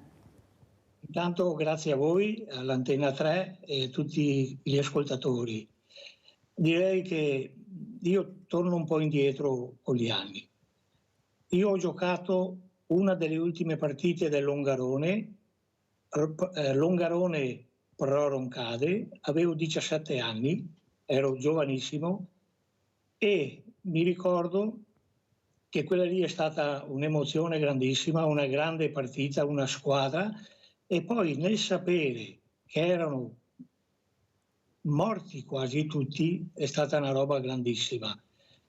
Nonostante ciò, passati gli anni, mi sono accorto che la gente non si ricordava più di Longarone, e specialmente io, essendo stato per anni uno sportivo professionista, giocavo al calcio, e abbiamo lanciato l'idea di trovare qualcuno per ricordarlo e per commemorarlo. Questa idea è partita dalla locanda Canareggio qui di Rovarè, il signor Giuriato ha detto voglio cercare qualcuno, e lì io e Luca, il figlio, ci siamo dati da fare, che siamo i promotori di queste iniziative, che l'ultima è stata domenica allo Stadio Friuli, Udinese-Genova, con 1 minuto di raccoglimento, il signor Di Biagio, carissimo amico, ha letto una lettera, c'è stata una scena commovente, che l'ha vista tutta Italia. Io dico questo, che io ho una certa età, sono sotto gli 80 anni, la gente non ha più memoria. Quella è stata una tragedia grandissima, di una potenza mondiale. Mi sono accorto che dopo, nel 2017, che abbiamo iniziato questa collaborazione con i longaronesi, si è risvegliato un po' il mondo, si è ricordato, adesso tutti ne parlano. Fino all'altro giorno nessuno parlava. Noi abbiamo fatto una manifestazione che forse quella ha colpito più di tutti, a Roncade, alla chiesa vecchia di San Cipriano, che abbiamo fatto il filmato della nostra raccolta negli anni, ci abbiamo messo anni, per trovare testimonianze, superstiti, commenti, filmati dell'epoca, e forse lì abbiamo dato una scossa, perché è stata una visibilità, mi sembra 100.000 persone hanno visto questa trasmissione. E ogni anno noi, per commemorare, andiamo lì la domenica prima del 9 ottobre commemoriamo, facciamo una messa, depositiamo una maglia di un ex calciatore, suoniamo il silenzio e lì c'è veramente commovente la scena. E vorrei dire un'altra cosa, che forse qui le amministrazioni comunali dovrebbero darsi da fare. Questi filmati, queste cose, dovrebbero farli vedere alle scuole. Perché io ho lavorato fino all'altro giorno, ero in regola su una fabbrica, un ragazzino lì che mi dava una mano e si parlava del Vajont. Ma del Vajont non sapeva niente. Non sapeva niente. Ha detto addirittura che era caduta la diga. E allora l'ho incaricato, tu adesso vai, controlli, gli ho dato tutti gli indirizzi per visitare il museo, tutto, e poi ha detto veramente interessante, commovente. Questa qui è una cosa che dovrebbero, specialmente le scuole, non dico da bambini ma già a una certa età, far vedere quello che è successo quel tempo. Sono d'accordo, Franco, con quello che stai dicendo. Sono profondamente d'accordo, purtroppo è sempre più difficile arrivare a questi istituti se non trovi il dirigente sensibile, se non trovi qualcuno che blocca la burocrazia. Allora, Micaela, quello che volevo chiederti, lascia pure stare, quello che volevo chiederti, vedendo anche queste immagini e sentendo quello che ha detto anche Franco, secondo te, tu che sei la diretta interessata, mi dicevi che tu non sei stata invitata e non ti è arrivato nessuno e fai parte di un comitato per queste giornate molto importanti del ricordo. Cosa vuoi dire? Certo, allora io sono presidente del comitato sopravvissuti Vajont. A tutt'oggi io non ho ricevuto nessun tipo di invito, anche perché per andare al cimitero, siccome deve arrivare il capo dello Stato, bisogna avere un pass, un invito da far vedere, se no non ti fanno passare. Allora io mi dico, quando è che mi arriva? Martedì, mercoledì, giovedì, venerdì? Oggi è sabato. Sì, appunto, ma cioè, non lo so, è lunedì la giornata clou. Chi è che dovrebbe mandare secondo te questo invito? L'amministrazione, è l'amministrazione che dovrebbe avere in mano tutta la gestione. Che ti conosce, che sa la tua storia, cioè non è che sei una sconosciuta. No, non sono arrivata ieri mattina io, insomma è dal 2001 che ho costituito il comitato. Perché hai costruito questo comitato? Ma soprattutto raccontiamo anche la tua storia, che magari qualcuno non ti conosce, non ti ha visto, non la sa. Cosa è successo a te e alla tua famiglia? Allora, io sono una sopravvissuta, allora avevo 12 anni. E andiamo 2 giorni prima del 9 ottobre, era sera, io ero a letto, a un certo momento ho avuto bisogno di andare in bagno, sono passata vicino alla camera dei miei e ho sentito i miei che stavano parlando, discutendo. Mi sono fermata quando ho sentito mia mamma che diceva a mio papà: guarda, se è così è arrivato il momento di mandare via di casa i bambini. Noi eravamo in 5 e mi sono chiesta, mamma mia, cos'è che abbiamo combinato perché la mamma ci vuole mandare addirittura via di casa? Per cui una cosa al di fuori del... Sì, in maniera... veramente era una cosa che mi vengono ancora i brividi a pensare al momento che ho sentito. Mio papà ha detto, guarda, venisse giù la diga, morire qua, morire a Belluno dove vuoi mandare i bambini è la stessa cosa, è meglio che moriamo qui. Però io ho sentito quello che ha detto mio papà. Che moriamo qui. È meglio che moriamo qui. Ho sentito, ripeto, quello che ha detto mio papà, ma non mi è rimasto dentro proprio. La mia paura fondamentale era il fatto che la mamma voleva mandarci via di casa, per cui toglierci dalla famiglia, toglierci dal paese. Questa è una cosa che mi ha portato tanto dolore continua. Io mi sento ancora abbandonata a mia mamma, nonostante siano passati 60 anni, nonostante, insomma, ho provato sulla mia pelle, per cui so che cosa intendeva, però questa bambina ai 12 anni che non vuole crescere e non vuole mollarmi ogni tanto mi crea dei problemi. Comunque la sera del 9 ottobre era una sera come tutte le altre. Io da quel momento avevo preso l'abitudine di rimanere sveglia ad ascoltare e a aspettare che mio papà arrivasse perché lavorava in diga. In quel periodo faceva dalle 2 del pomeriggio alle 10 di sera, per cui alle 10 e mezzo quasi era a casa. Quando lui arrivava io respiravo, dicevo finalmente tutti quanti a casa, perché il mio problema era quello di non avere più una casa. E quella sera l'ho sentito arrivare. La cosa strana è che dopo neanche 5 minuti se n'è andato via in macchina e non era una cosa che non faceva mai. Poi a un certo momento sento un tuono enorme, mi sono risvegliata e mi sono detta ma come mai non siamo in estate? È in estate che ci sono questi temporali così furiosi, no? In quel momento mia nonna entra in camera e dice chiudo le imposte che sta arrivando il temporale. E sono state le ultime parole che io ho sentito da parte di un adulto della mia famiglia. In quel momento si è spenta la luce, c'è stato uno sconvolgimento, non so se il rumore che io ho sentito che mi riempiva le orecchie, il corpo, il cuore, tutto, non so se era dell'aria, se era l'acqua, non ne ho la più pallida idea, so che ho avuto la sensazione della velocità. Quello sì, mi sembrava che il letto avesse preso proprio una corsa, ma sotto al letto sembrava quasi che ci fosse una gran voragine e siccome io avevo le mani lungo il corpo, mi sentivo queste mani prendere e attirare come. E io non volevo lasciarmi andare, avevo paura di essere risucchiata da questo buco che mi immaginavo fosse sotto al letto, per cui con grande sforzo mi sono toccata il viso, anche perché avevo bisogno di capire, perché mi sembrava di non avere più gli occhi. Pensavo di avere 2 stelle, proprio vedevo le stelle. Probabilmente questo mi ha aiutato a proteggermi le vie respiratorie, perché ho fatto un volo di più di 500 metri in linea d'aria ed ero totalmente sottoterra, avevo fuori in piedi una mano. Poi mi sono sentita attirare da questa mano e questo piede che erano fuori, che io cercavo comunque di muovere perché cercavo aria. Sento proprio, io lo dico sempre come il rumore della nascita, no? Sto puff, questa cosa come quando si stappa una bottiglia. E qualcuno che diceva abbiamo trovato un'altra vecchia. Io in quel momento non ho avuto il coraggio, cioè non avevo la forza di parlare, però ho pensato, ma io non sono una vecchia, ho 12 anni, cioè che cosa sta succedendo?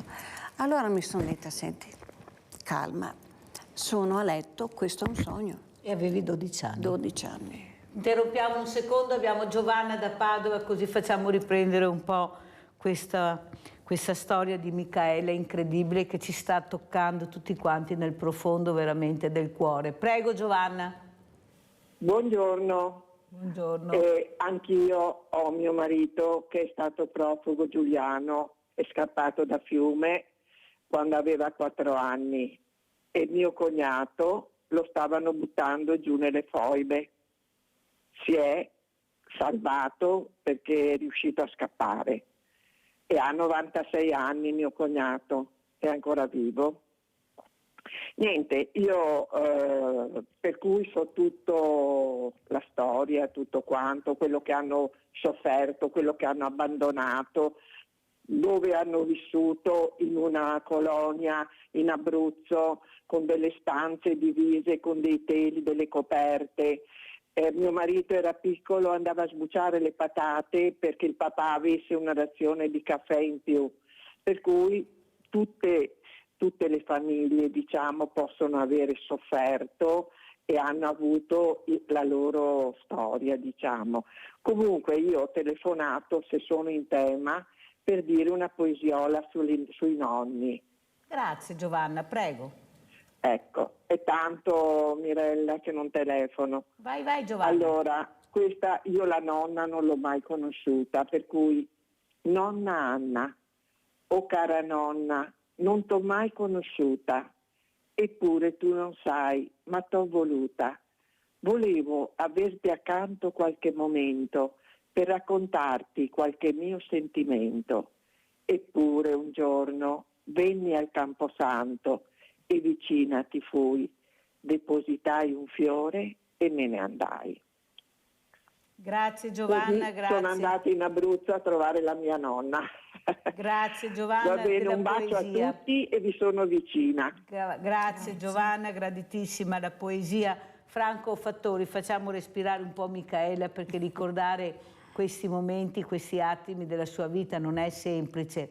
Micaela ha il coraggio di metterci la faccia, forse sto pensando, Micaela, che sei talmente coraggiosa e hai il coraggio di dire quello che veramente è successo e che vivi anche in questo momento, che forse fai paura a qualcuno, perché questo succede anche a me. Quando dici la verità e mostri la faccia, qualcuno ha paura di questa faccia, di questo dire quello che pensi, perché siamo liberi. Ecco, Franco Fattori, cosa vuoi dire? Diciamo che di questi argomenti ormai è un pezzo che pratico Longarone, ne ho sentiti tanti. E diciamo, quello che mi ha colpito domenica scorsa, lì al cimitero, che ho incontrato dei superstiti, è stato questo, che hanno detto: perché non sono morto anch'io? E questo mi ha proprio colpito. Perché sono qua io e magari 10, 15, 2, 3 familiari non ci sono più. E questo, diciamo, mi ha dato ancora forza di portare ogni anno il ricordo. Non bisogna dimenticarsi di queste cose. Io sono forse all'antica, io mi do da fare già da ieri, comincio per un altro anno, se Dio, il Signore, mi dà la forza di sostenermi nella salute. Perché è importante il ricordo, la memoria. Qui però si dimentica... scusami Franco, non pensi che la nostra Micaela Coletti, sopravvissuta, non abbia bisogno di più rispetto? Ecco, anche dalle istituzioni che fanno finta di non vedere, di non sentire e di non invitare. Come fai a non invitare Micaela in queste 2 giornate? Non puoi dimenticarti. Ecco, non è possibile dimenticare un comitato veramente dove alla guida c'è questa donna, questa bambina che ritorna sempre con questi ricordi, con queste tragicità che tu stai confermando. I sopravvissuti dicono: perché non sono morto anch'io? Micaela, cosa vuoi dire? Voglia. Quante volte è che l'ho pensato? A volte nei miei anni bui ho anche cercato di farla finita, ma avendo la responsabilità di 2 figli sono arrivata veramente al limite. Il problema è che sì, lo so, a Longarone mi è stato riferito neanche tanti giorni fa, mi hanno detto chiaramente: Micaela, guarda, a Longarone si dice, ma insomma, questa Micaela Coletti ormai sarebbe ora che la smettesse di parlare. Ma io parlo esclusivamente della mia storia, non parlo della storia di nessun altro perché non la conosco, non sarebbe nemmeno giusto che io avessi da parlare di qualcun altro. Ma dico, ma che male posso fare? Semplicemente perché dico, intanto metto a nudo le mie mancanze, ma le mie mancanze sono le mancanze perché ho subito quello che ho subito. Certo. Perché rimanere a 12 anni senza genitori, senza un paese, perché non è soltanto perdere la mamma, il papà, la nonna, una sorella, le amiche, la casa, con tutti i ricordi, con quella che tu eri fino a quel momento, è perdere anche te stessa, perché non hai più punti di riferimento. Io non ho mica mai trovato nessuno che mi dicesse: guarda, mi dispiace, vieni, t'abbraccio. Mai. Mai. Capisco che Longarone ormai non è più fatto dai vecchi longaronesi, perché ormai dopo 60 anni non ci sono più. Però anche il fatto di sentir dire da quelli che sono arrivati dopo: basta parlare del Vajont, basta nel 9 ottobre avere i giornalisti che vengono a rompere. Ma come vi permettete? Voi non siete nessuno. State usurpando il posto di coloro che sono morti, dovreste ringraziare Dio. Io la casa non ce l'ho mica dopo 60 anni, perché a me nessuna amministrazione ha dato la casa, ha dato un lavoro, ha dato un minimo di sollievo, mai. Voi avete anche questo, ma non avete subito quello che abbiamo subito noi però. Allora andiamo a vedere, proprio andiamo a Belluno, Vajont tra inchieste e polemiche e poi commentiamo, andiamo a sentire. Le polemiche sono all'ordine del giorno. Ecco, io ero così. Stralci di articoli dei maggiori quotidiani nazionali dell'epoca, strafalcioni e accuse a una natura crudele solo agli occhi del titolista che non volle vedere oltre la propria scrivania.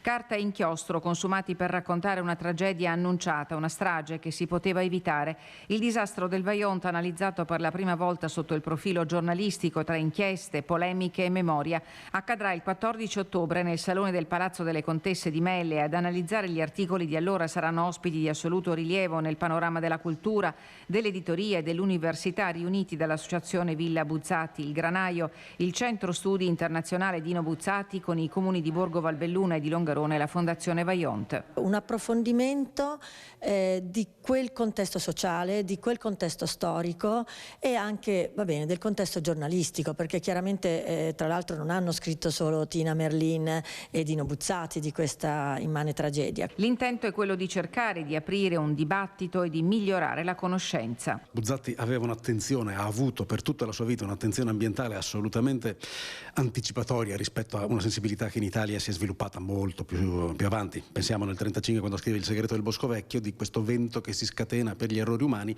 e non può non ricordarci Vaia, quello che ha scritto quando vedeva sorgere l'enorme fabbrica della diga del Vajont, che lui trasferisce in quello che sarà il grande ritratto, ed è un racconto fantascientifico che esce nel 60, molto prima di quanto, ahimè, la tragedia poi ci ha raccontato. Una tragedia che a guardarla con occhi diversi ancora oggi pare non abbia insegnato nulla, se è vero come è vero che un'altra diga simile a quella del Vajont è progettata per sbarrare il torrente Vanoi. La tematica della diga del Vanoi sicuramente nel 60° del Vajont non può farci che riflettere sul senso di queste iniziative, ovvero che l'interesse economico spesso prevarica su quello che è l'interesse ambientale, ma tante volte anche l'interesse stesso delle comunità di montagna. E allora guardiamo anche 9 ottobre per non dimenticare.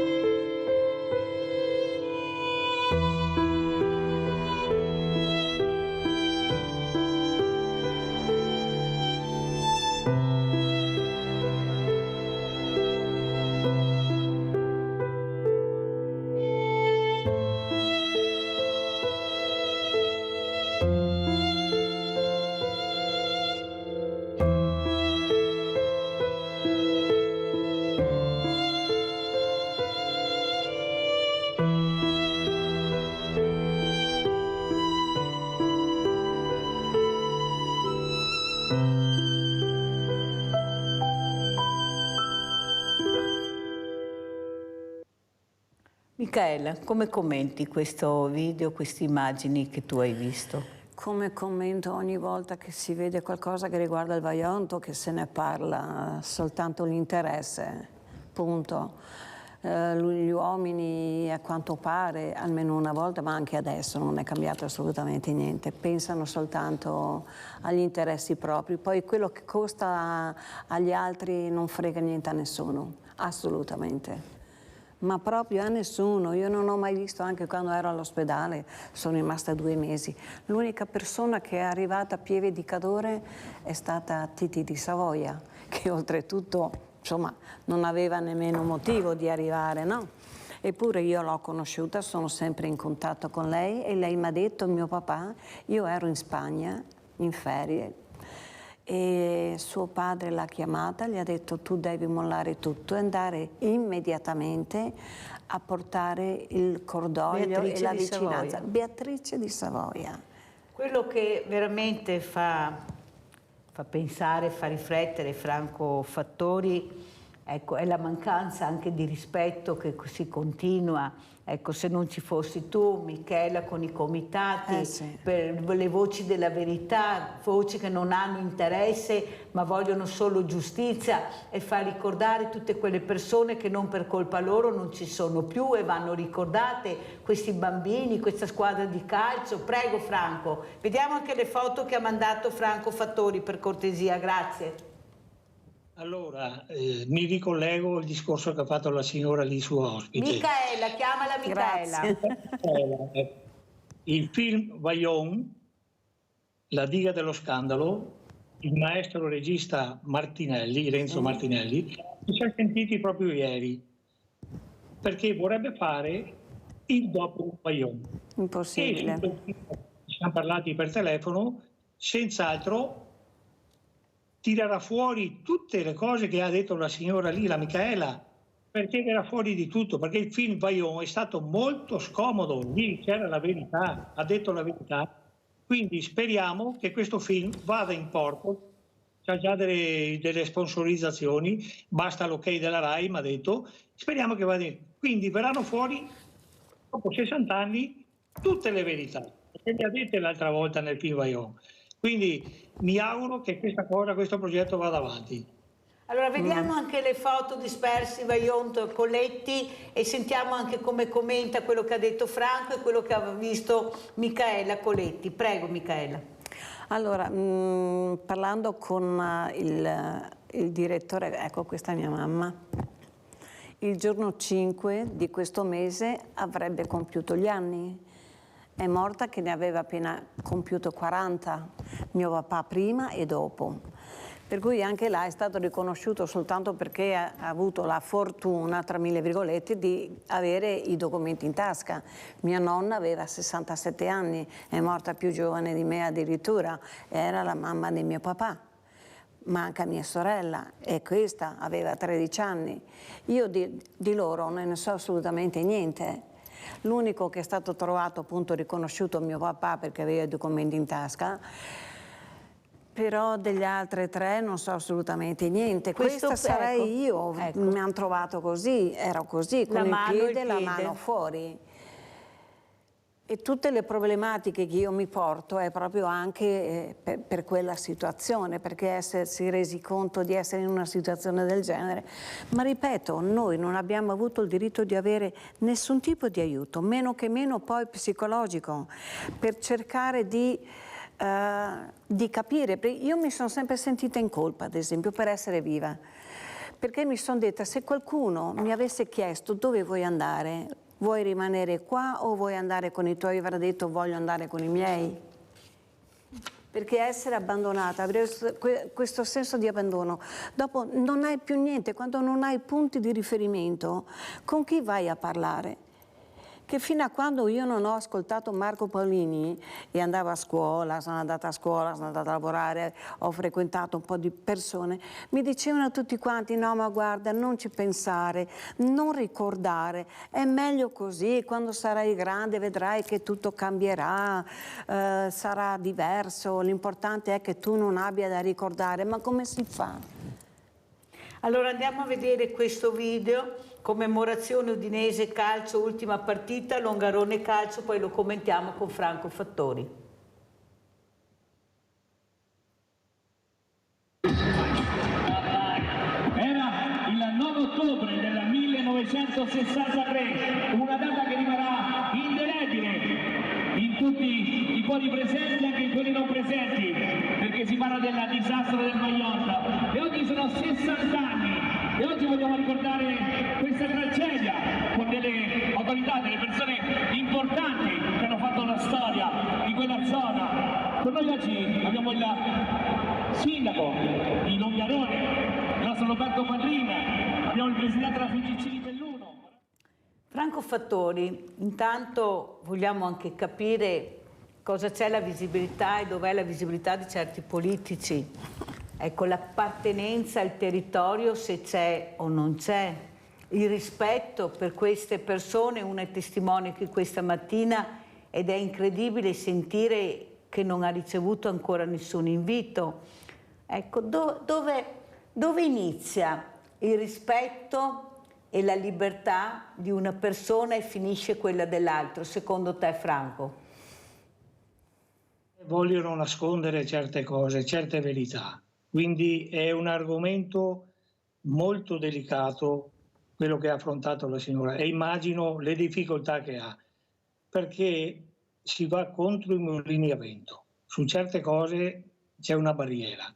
Io ne ho un'esperienza non grande, grandissima, perché ho praticato sport professionista per anni e ne ho subite di tutti i colori, ho subite ingiustizie e non ho mai venute fuori le verità, perché non vedo l'ora che qualcuno mi intervisti per dire come sono state certe cose, certe partite che ho giocato, campionati, perché io ho giocato a livello professionista.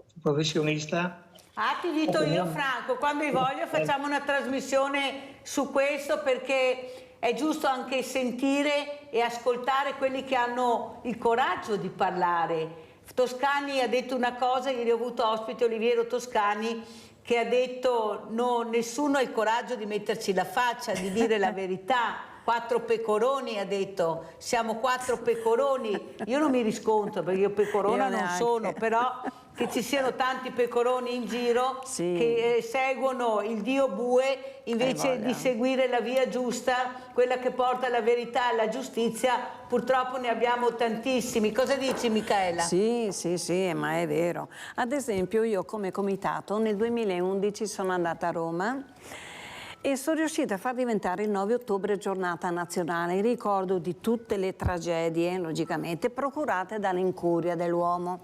Benissimo, è lo Stato che ha scelto la parola incuria, ok? Ma per me era importante che ci fosse un obbligo da parte di tutte le amministrazioni, le scuole, gli uffici di ricordare il 9 ottobre. Benissimo. A Longarone, quando c'è il 9 ottobre, c'è qualcuno che parla della legge, a parte che non ha mai nominato il comitato, però hanno avuto il coraggio addirittura di dire che siccome la parola incuria non rappresenta la tragedia del Vajont, di togliere addirittura quella parola, per cui evitare di parlare di quella storia lì. Togliere la parola incuria, per cui fare in modo che quella legge non abbia più senso. No, ma scherziamo? Allora, se Micaela non conosce queste storie e non le può raccontare, ma se lei invece ha il coraggio di dire le storie che ha vissuto, che conosce e non viene invitata, questo era il cellulare di Micaela che avete sentito che suonava, l'ha lasciato acceso sperando magari che il presidente Padrin o il sindaco Padrin si faccia vivo con un comunicato, con una lettera, con WhatsApp per far credere a Micaela e far capire che forse la conosce. Ecco, glielo chiedo io al presidente Padrin, che anzi doveva essere ospite, ma poi tra troppi impegni non ha potuto partecipare a questa trasmissione, sia come presidente della provincia di Belluno che come sindaco di Longarone. Se può invitare Micaela a questo ricordo, a questo 60° anniversario del Vajont, ecco, sarebbe una cosa buona e giusta. Sì, ma prego, Micaela. Scusami, che mi inviti o non inviti, io ci vado comunque, perché nel cimitero io ci vado, poi troverò magari i carabinieri che mi diranno signora lei non ha nessun diritto, allora verrà fuori in mezzo casino, lo dico subito, perché non c'è nessuno che può permettersi di fermarmi. Penso che sia una cosa incredibile quella che sta raccontando. Franco Fattori, pochi secondi per salutarci, prego.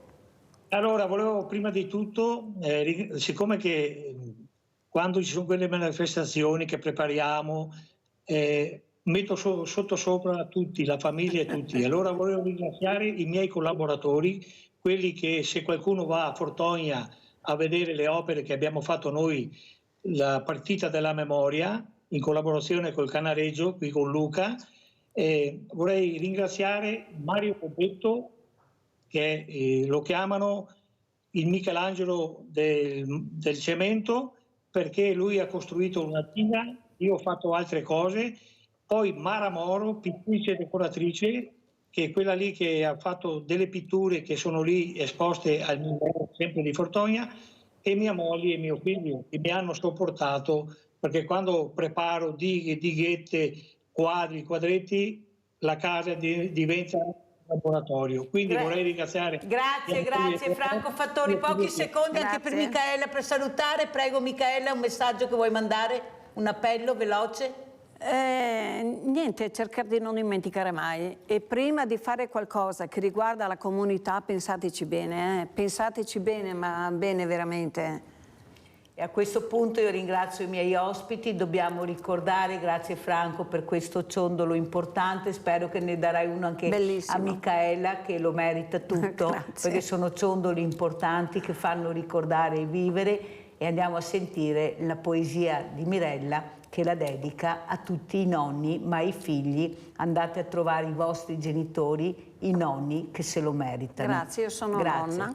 Grazie. Grazie mille.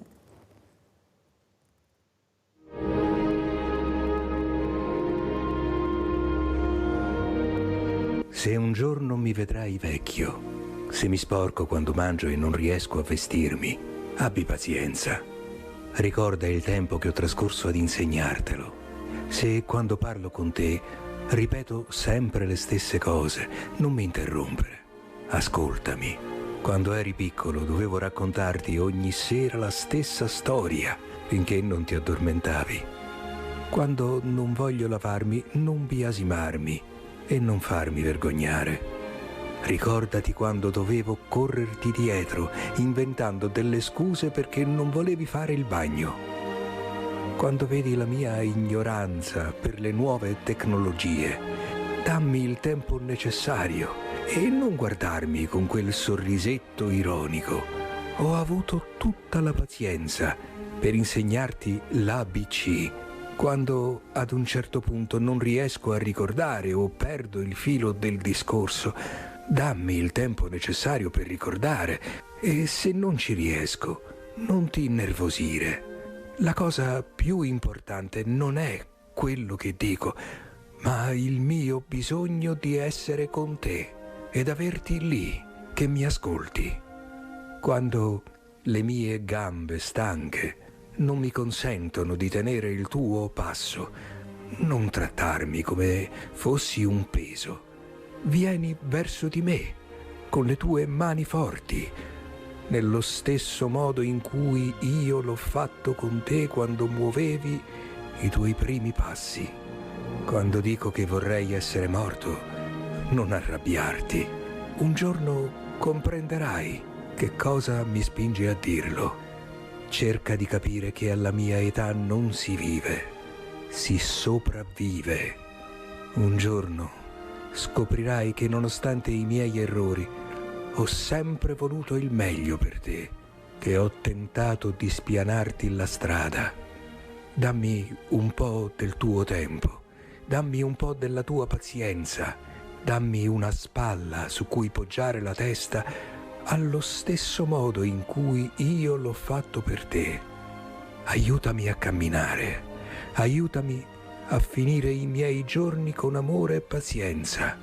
In cambio, io ti darò un sorriso e l'immenso amore